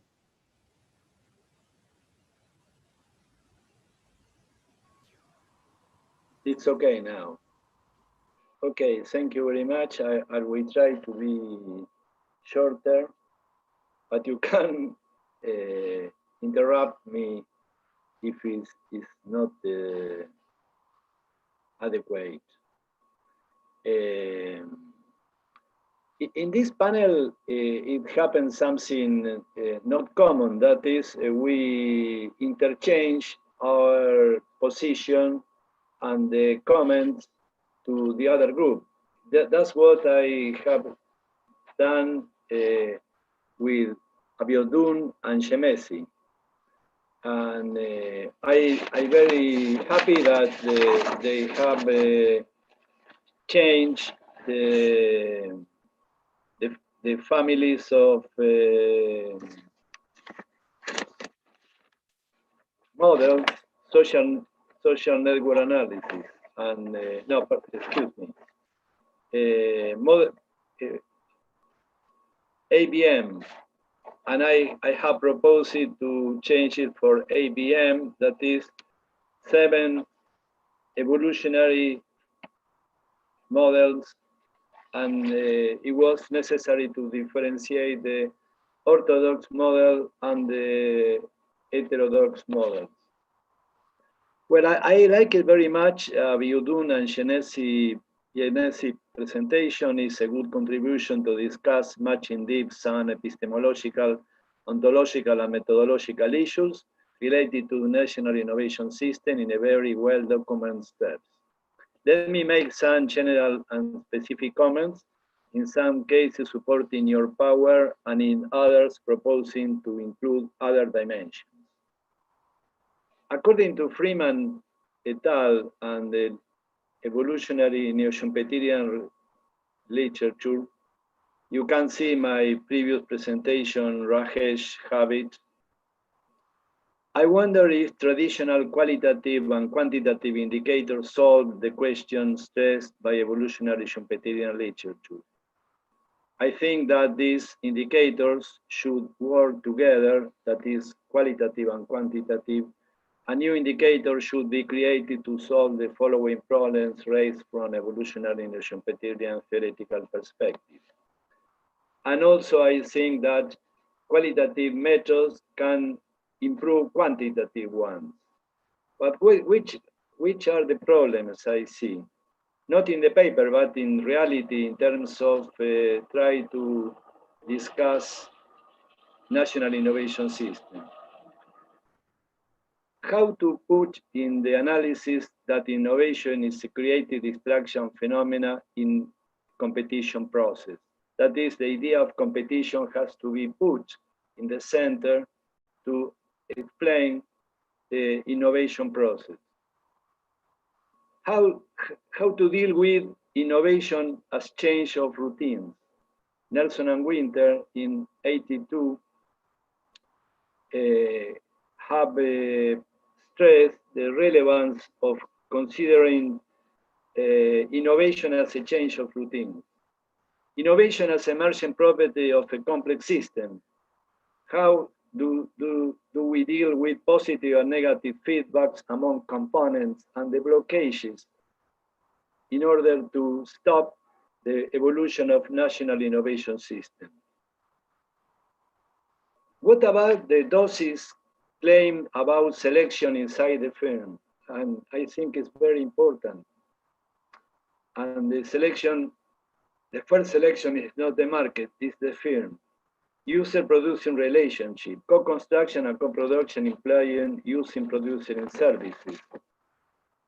The idea of Freeman, the 5 dimensions Freeman stress, scientific knowledge, technology, economic system, political setup, and the cultural system. Historical perspective and the process of development and growth. The role of institution beyond coordination. Learning process, changing of innovation in the diffusion process. How to estimate different gradients of national innovation system. The limits of R&D as an indicator of knowledge accumulation, technical chain innovation, Instead, we need more complex qualitative and quantitative indicators to analyze capacities, linkages, and feedbacks, history, social network analysis to avoid an endogamic measure of linkages. The PowerPoint says, the author says that epistemological and ontological issues, we need numbers, but also we need stories. Abiodun. I do agree, but we also need theoretical framework. It's a very useful methodological analysis. I do agree that every week the problems of philosophy, methodology, and explanatory power, which Abiodun stressed as very weak. But isn't it too much we require from national innovation system? I think that a deep justification will be needed in this slide. I do agree with Lumbal 2002, some degrees of understanding of his background and development may be quite useful, but the new formulations of the original idea of national innovation system started to be away from the original theoretical model. Freeman, Lumbal, Nelson, and Equis.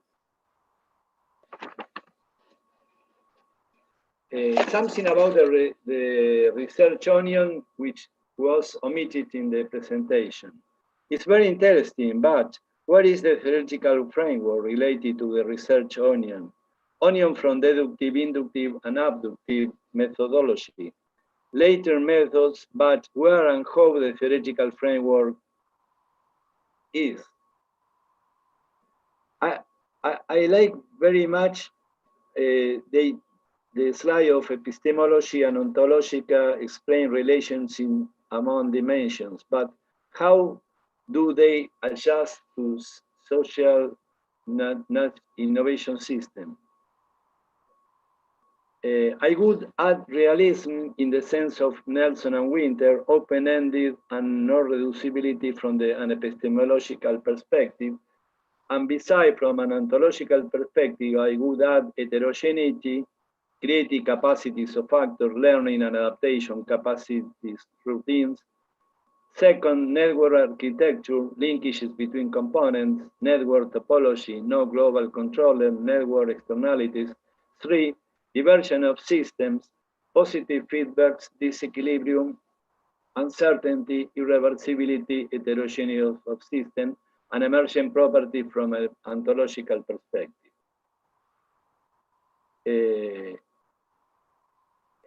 I like it very much, this slide where they say the belief about the nature of the world, ontology, adopted by an inquirer, will affect their belief about the nature of knowledge in the world, epistemology, which in turn will influence the inquirer belief as to how that knowledge can be uncovered, methodology. That is, the relationship between ontology, epistemology, and methodology.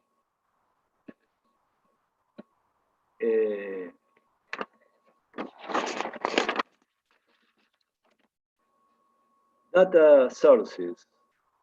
Perhaps it's very exaggerated, the critics to national innovation system, and perhaps it would need a much and deep analysis to sustain this idea.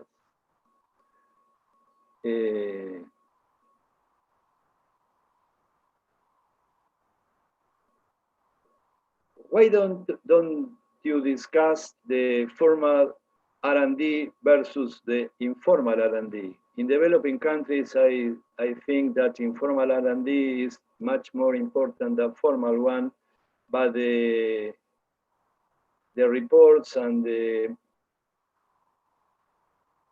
methods to take it into account stress mainly formal innovation system, formal R&D, excuse me. Social network analysis, bibliometrics, scientimetrics. Is it a new fashion? I think not, but they require to take into account theoretical framework to build a better state of the art of literature. It requires taking into account the position an actor has in the whole network and not the relationship estimated coming from the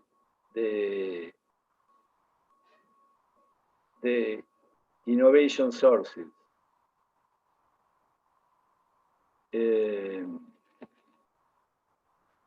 I won't be able to write the state of the art of multiple sclerosis or Parkinson, suppose, or Alzheimer, without knowing what are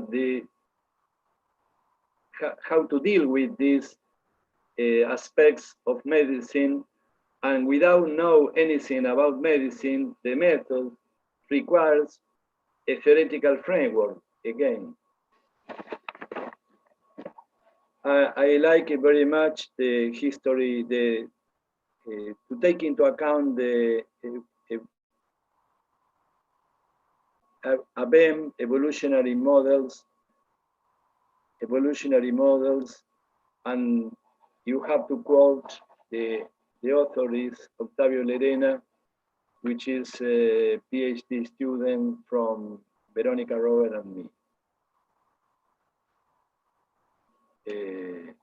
I've got some questions and some queries to the second part, but mixing the second part with the first one. How do this qualitative approach, ethnography, phenomenology, case studies, and growth theory can deal with those dimensions of innovations and development stressed by evolutionary neo-Schumpeterian literature? How to combine these approaches with quantitative indicators? How to create new quantitative indicators? I think this is very important from the result of qualitative ones. In terms of policy, the power tried to discuss questions about policy.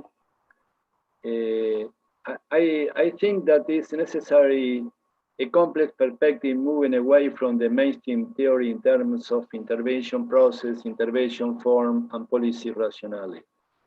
What we can found with Veronica Robert and me in a paper we have finished just recently, that the theoretical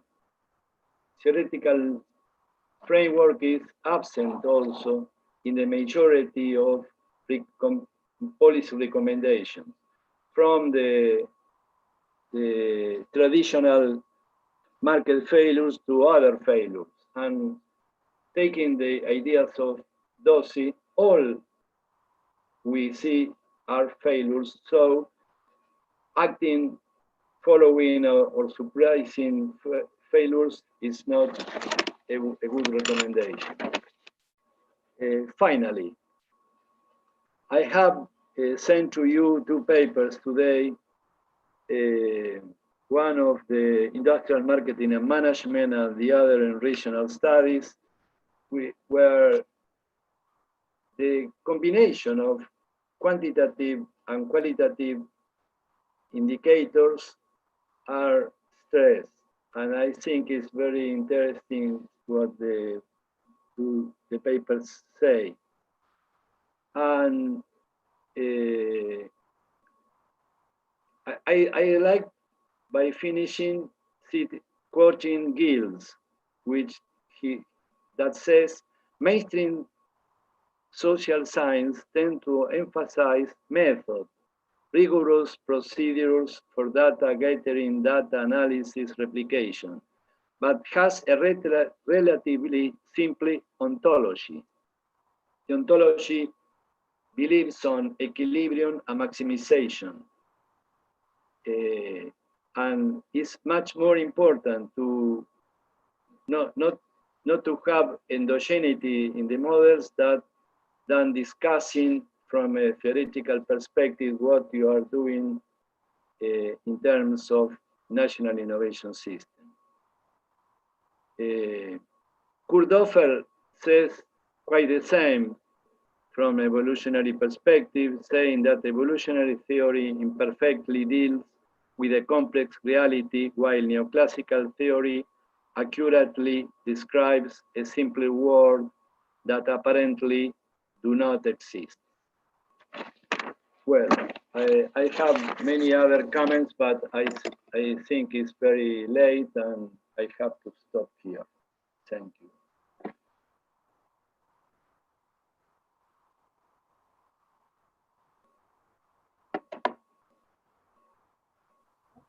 Thank you so much. Okay, Chairman. I mute. Thank you so much, Professor Gabriel, for those remarks. I wouldn't know if the presenters would like to make any quick feedback to the chairman's remarks. Any quick feedback? Dr. Oluwayemisi, would you like to say something?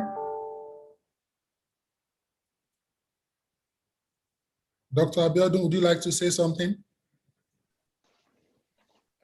Well, very quickly, I mean, so that we leave some more time to attend to address some questions from the participants. I think the comments made by Professor Yoguel are all very well placed. And as he mentioned when he started making these comments, he did send them ahead to us, so we got the chance to have some conversation. One particular point he made very strongly in relation to the both parts of the presentation that I would like to highlight is the need to strengthen the discussion, not just around methods, but also in relation to concepts, frameworks, and theories. This is very, very important. And I think that's one thing that runs through his comment. So I think I totally agree with him on that point. So regarding the specifics, these are things that we discussed shortly before the presentation, and we have his detailed comments as well. So I'm hoping that if there's anything that needs clarification, they might come up again during the Q&A. Thank you. All right. Thank you so much. I don't know if Dr. Yemisi also has something to say quickly. Hello. We can hear you, ma'am. Go on, ma'am. Yeah. Not much to say, but I think with this type of presentation, when we talk about methodology, it's very large, and we in research we have different types of perspective.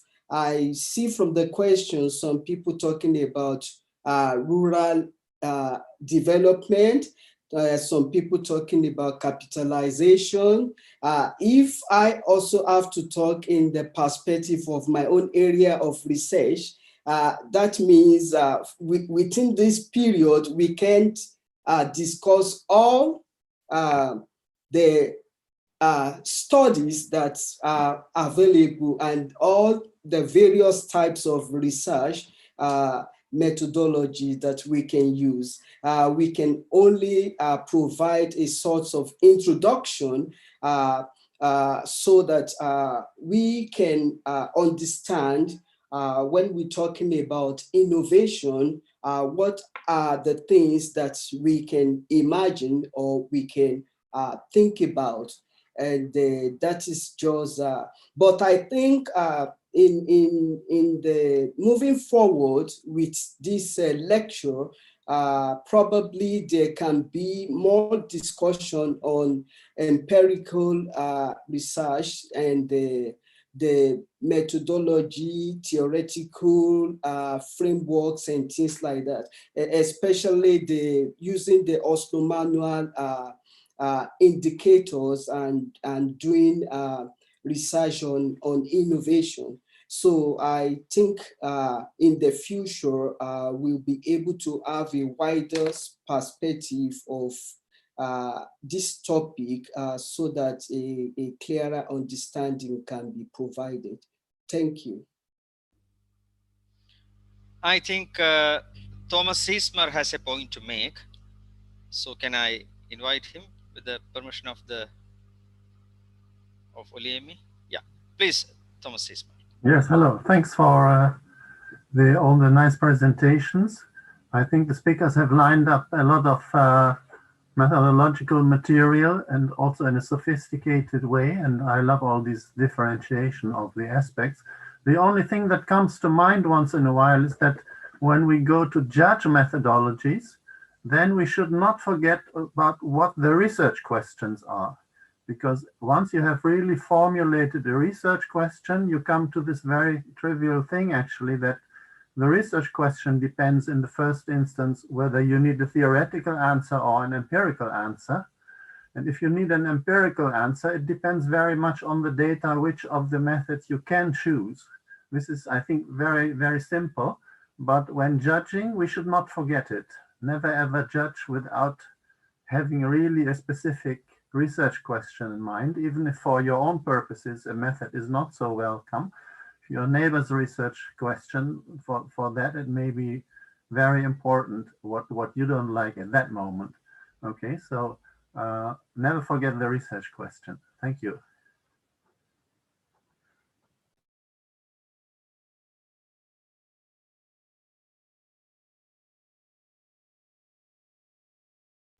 Thank you so much, Professor Thomas. Would you like to continue, Dr. Rajesh? Andrew has a point to make, a very interesting point. Will you, Andrew, please? Hello, yes, thank you very much. I really liked the two presentations as overview. That's what we're trying to do in these first seminars. And also, I think Gabriel is introducing some key questions that certainly merit some deeper discussion. I wanted to introduce an issue about the nature of our research in relation to the subjects that we're researching, and if within the field of innovation systems research, if we're moving towards a more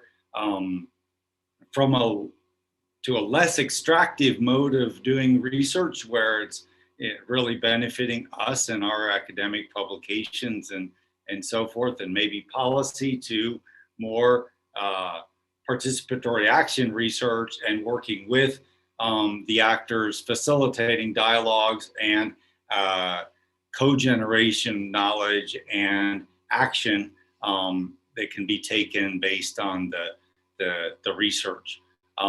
How are we moving along those lines? Are there examples of where people are working along these lines that could come up? I certainly think in my own research, that's something that I want to introduce further, but it's a certain definite challenge.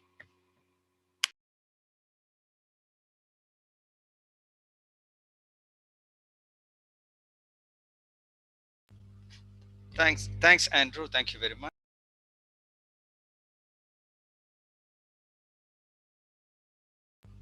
I think we have received a number of very interesting questions. So anyone from the chat box, please, can you come up with the thing? Martin Mbaya, Trina, then, so there are so many questions. Get to Mitiku, please come up. Thank you. This is Martin Mbaya from University of Pretoria, doctoral candidate, and also Strathmore University. I had two questions. The first one is on this issue of learning as a process, knowledge as a resource at the core of a national innovation system, both in the context of firms and universities. Are there, or what kind of quantitative studies involving data, panel data analysis or regression, this is to the first presenter, can help in theory building, specifically on this aspect of knowledge and learning within national innovation systems in Africa? And then the second one was Professor Lundvall has discussed in past presentations about his work on artificial intelligence in China and the USA. As you think of fourth industrial revolution and specifically AI in the context of national innovation systems, what is a better focusing mechanism and why? Is it just NIS, or is it sectoral innovation systems? Is it technological innovation systems? And all these approaches lend themselves well to either quantitative or qualitative mixed methods. So if there's any perspectives from Professor Lundvall on his more recent work. Thank you.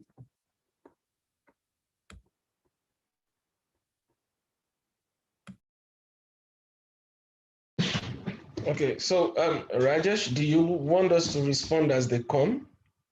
Yeah, please go ahead, please. Okay. Yeah. Okay, that's fine. So very quickly, I will respond to the first question from Martin. You know, assessing knowledge and learning is, well, this goes back to one point I made during my presentation, that it's not something that lends itself to a fixed set of methods, all right? Now, I figure from your question that you're interested in panel data approaches. Before you proceed, I would strongly suggest that you look at the paper by Lundvall, Johnson, and Loren. It's a 2002 paper where they look at, I'm not sure if I can remember the title precisely. I think it's called Forms of Learning and Modes of Innovation, or Modes of Learning and Forms of Innovation, or something like that. Basically, the paper, characterizes different learning approaches that could be adopted by firms within a system. The learning by doing, using, and interacting, the scientific mode of learning, and so on. And they offer some thoughts on what kinds of indicators and analytical approaches may be appropriate for each mode of learning. This is one paper that I would strongly recommend that you look at. But again, to answer more specifically, like Thomas mentioned earlier, the specific research questions have a key role to play in the methodology. And I am one person who believes strongly that in the fact that even beyond the research question defining the method and the methodology, the specific outcome of interest, if you want to use a regression approach, the specific outcome of interest is the king when it comes to defining what kinds of regressions you can implement. And in fact, that is what will determine whether you even need a panel data approach or not. For all I know, the question you want to assess, if you're not interested in path dependency, for example, even though you are interested in how learning occurs, if you're not interested in path dependency, then you can put the history on a side, in a sense, and then focus on what goes on in the system at the moment, and then try to track back, in relation to how the history of the system could affect what you're observing presently. So it may not necessarily require panel data approaches. So in summary, what I'm saying is your research question will determine what is possible and what in fact is meaningful in your context. I could like ask one more question. I like very much the lecture, both presentations. They're really good, really well documented. A lot of topics do you see along them, and also you stress the importance on focus on ontology. And I was wondering what kind of attention you can, what kind of call of attention you should tell us when we are using methods that came from neoclassical economics, which depart from a very completely different ontology. Especially I am regarding to econometrics, that assumes that any agent is independent of the other, any observation is independent of the other, and when we use a systemic approach, we are saying exactly the opposite. Every observation is depending on the other. So what you would say about this?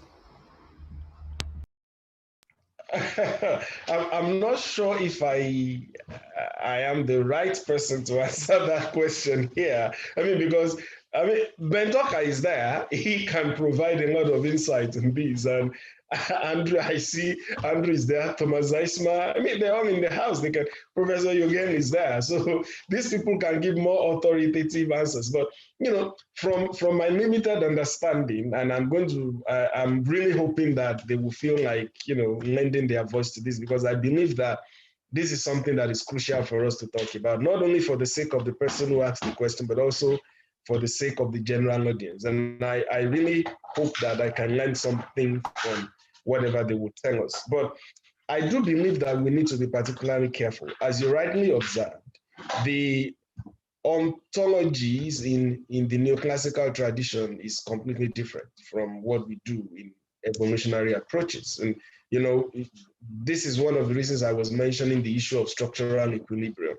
But as careful as we want to be, we also do not want to bite more than we can chew.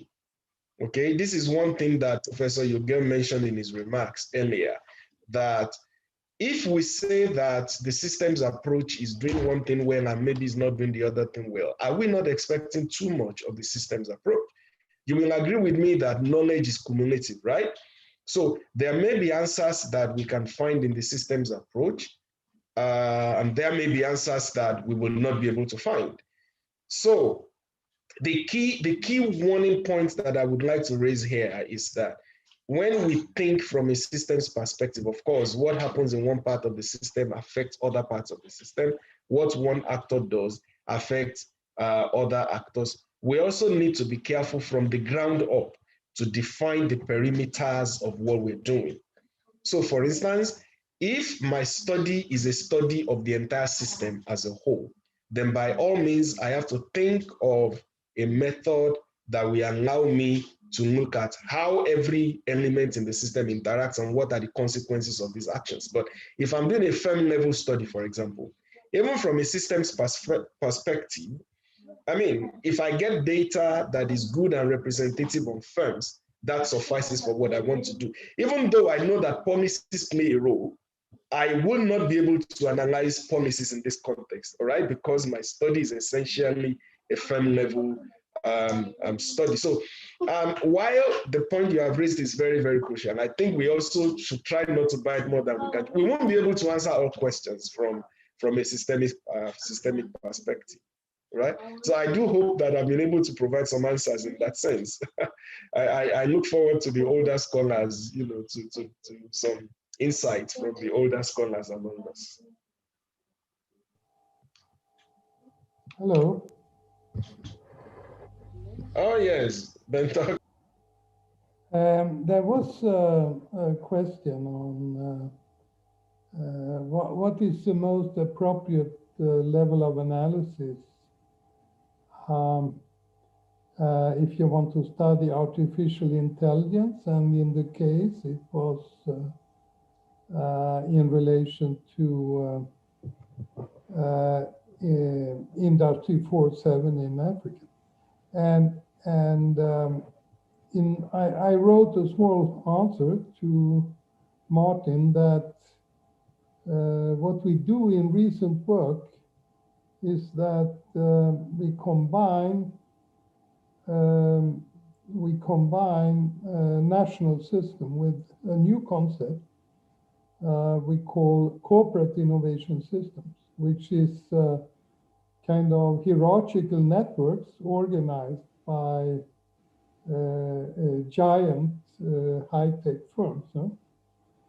But of course, I mean, when we do that, it's because we want to understand world development.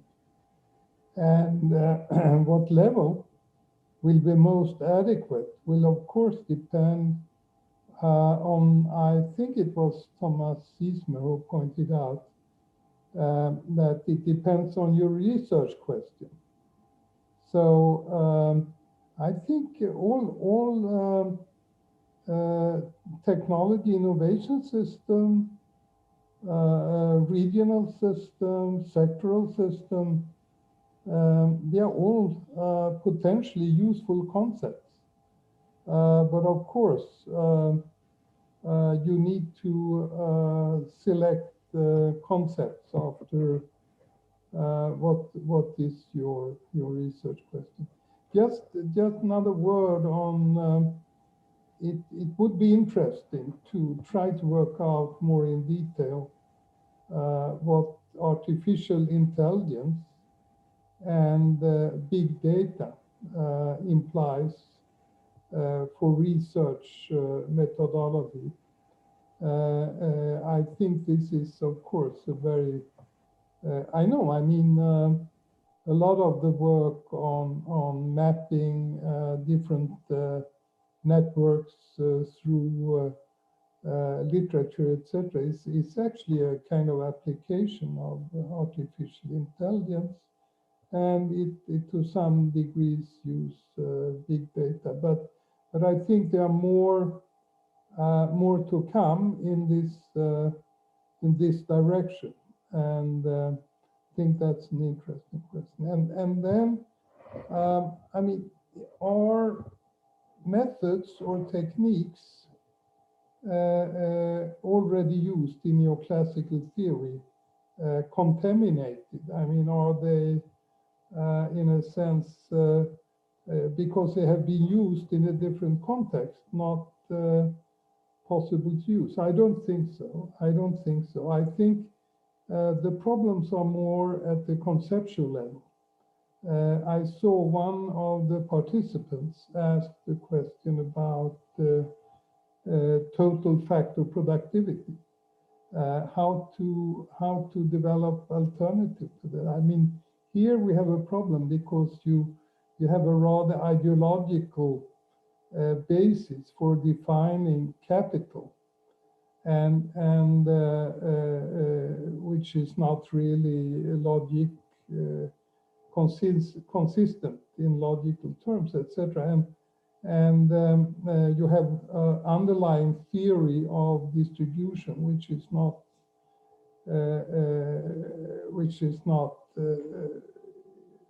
consistent either. So I don't think that techniques and methods, some of the best people in doing quantitative work in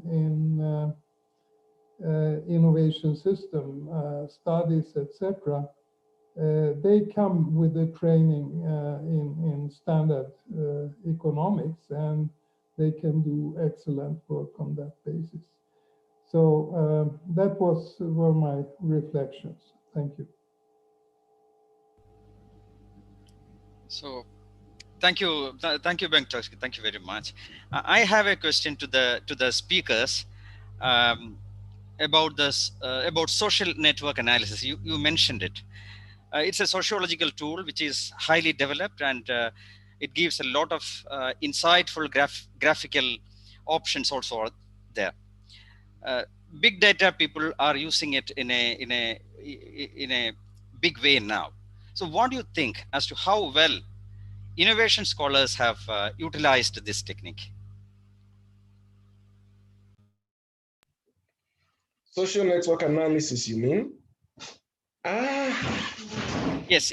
Now, yeah. From my reading of the literature, and this is purely from my reading, there's always room for improvement, actually, but there has been extensive use of the method in the systems literature, quite frankly, and this is purely from my reading. Now, you find a lot of analysis of research production within research systems or within innovation systems that apply this. In fact, there's a whole bunch of literature on networks, patent networks, inventor networks, and so on. For instance, there's a 2021 paper by Michael Frisch from Germany that looks at he did the paper with Mohamed Kudish. I saw the paper a couple of days ago where they tried to characterize the fluidity of inventor networks, and they show that inventor networks are really, really very fluid, until that analysis in which they use extensive patent data.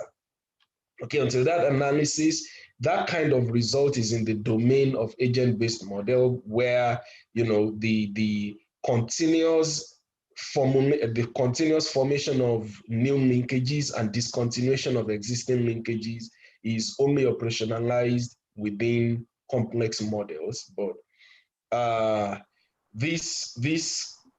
application of social network analysis allows us to observe this. I'm also aware of studies that look at production of knowledge within specific disciplinary areas across countries, within countries, and over time. Or, as I mentioned during my presentation, the application of network analysis combined with bibliometrics to look at knowledge trajectories, particularly in systematic reviews of the literature. So I would say that this technique has been used to a fairly good extent in the innovation systems literature, but a lot more can still be done. I cannot overemphasize the fact that we need to see more systematic reviews of, not only from the empirical or from the normative perspective, but also from the perspective of methodologies as well. What is being done, what has been done, and what may be done in the future.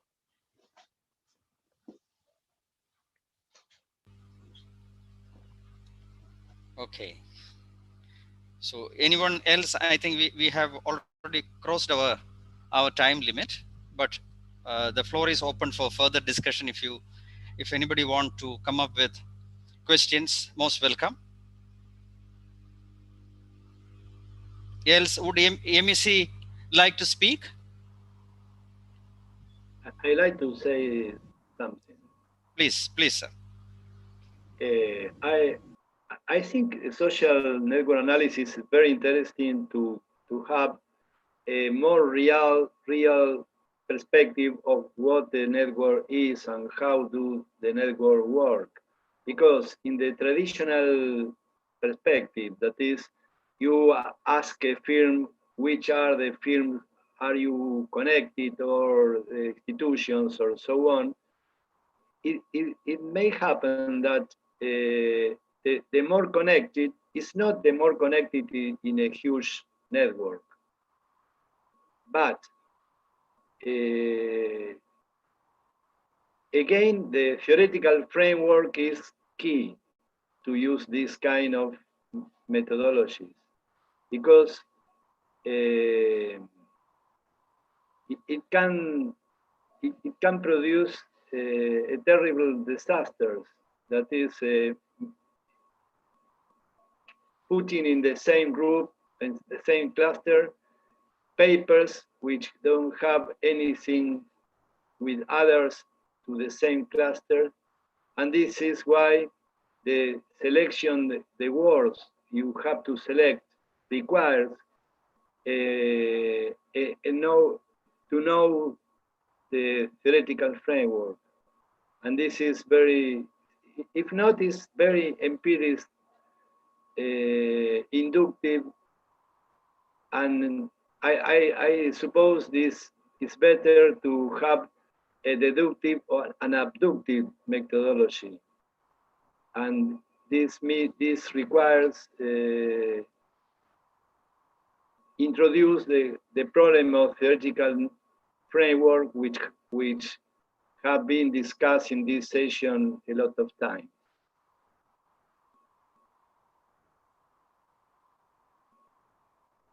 Thank you, Gabriel. We have a question from Radha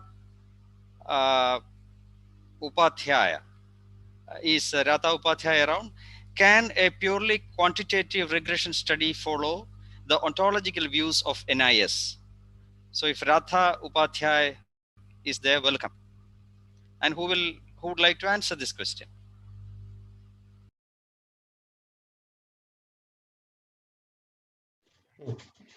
Can a purely quantitative study follow the ontology of the NIS, right?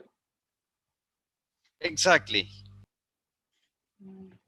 I would say yes. I mean, in the innovation systems literature as we have it, there's quite it's heavily quantitative, I must say.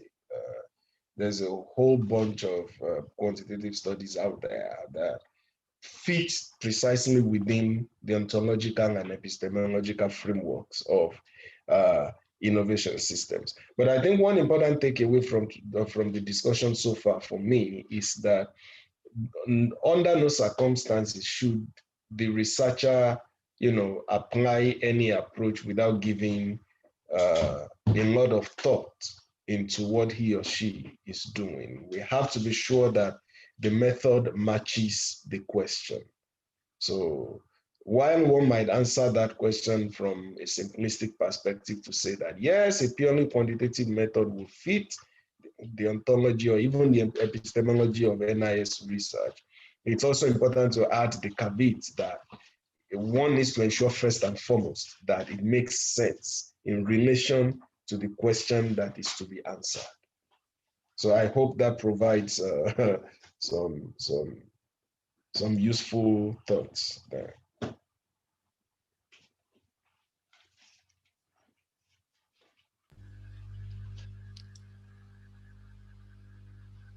Would Duels like to join the discussion?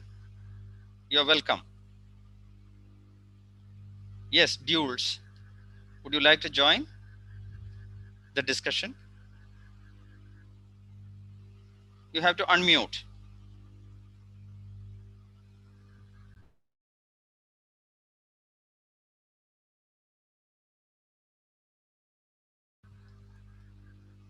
So I think we are running out of questions and discussion. So is it okay to wind up? Yeah. So MEC, would you like to make some closing remarks?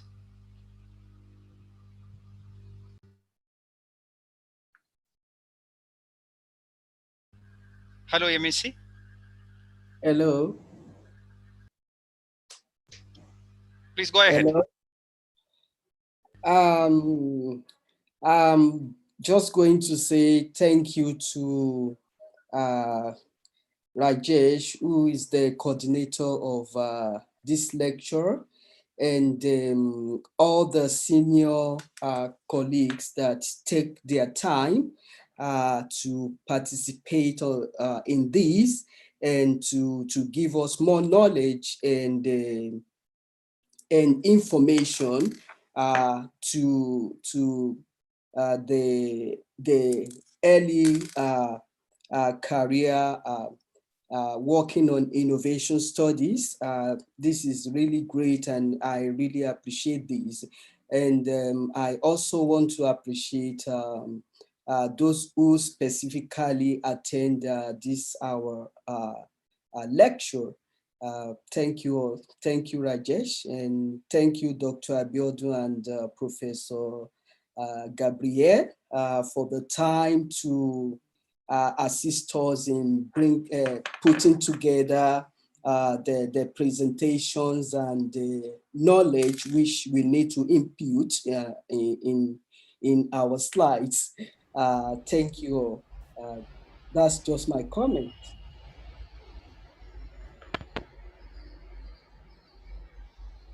Thank you so much, Dr.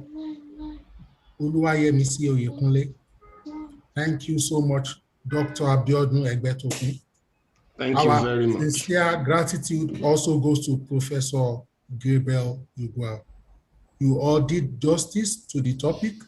In the last 2-3 hours, we have been looking at quantitative and qualitative research approaches in national system of innovation. You have enlightened us, you have challenged us, you have equipped us. And I think on behalf of all the participants, at some point we were over 60 or 70, if I'm not mistaken, at least on the Zoom link. I'm sure many, many more people also joined from the YouTube platform. We thank you so much for sharing with us graciously, generously, from your wealth of experience, from your exposure, and also from your study. We also like to thank sincerely everybody who joined this meeting on time and stayed throughout the entire stretch of the meeting. This shows your commitment and dedication to professional and personal self-development. Thank you to everybody who asked a question, who dropped a thought, a comment in the chat box. You really made the session engaging and interactive. I also like to thank all the coordinators, all the people behind this vision, where we are celebrating the 100 years anniversary of a legend. Like I always say, great men never die, they transit. Thank you so much, Rajesh, for providing this leadership and support. We thank all the senior professionals, all the senior scholars, all the senior professors. I like to say that you keep motivating us and inspiring us to go for more. We'll be coming back to you shortly with another episode in this series. Please be on the watch out.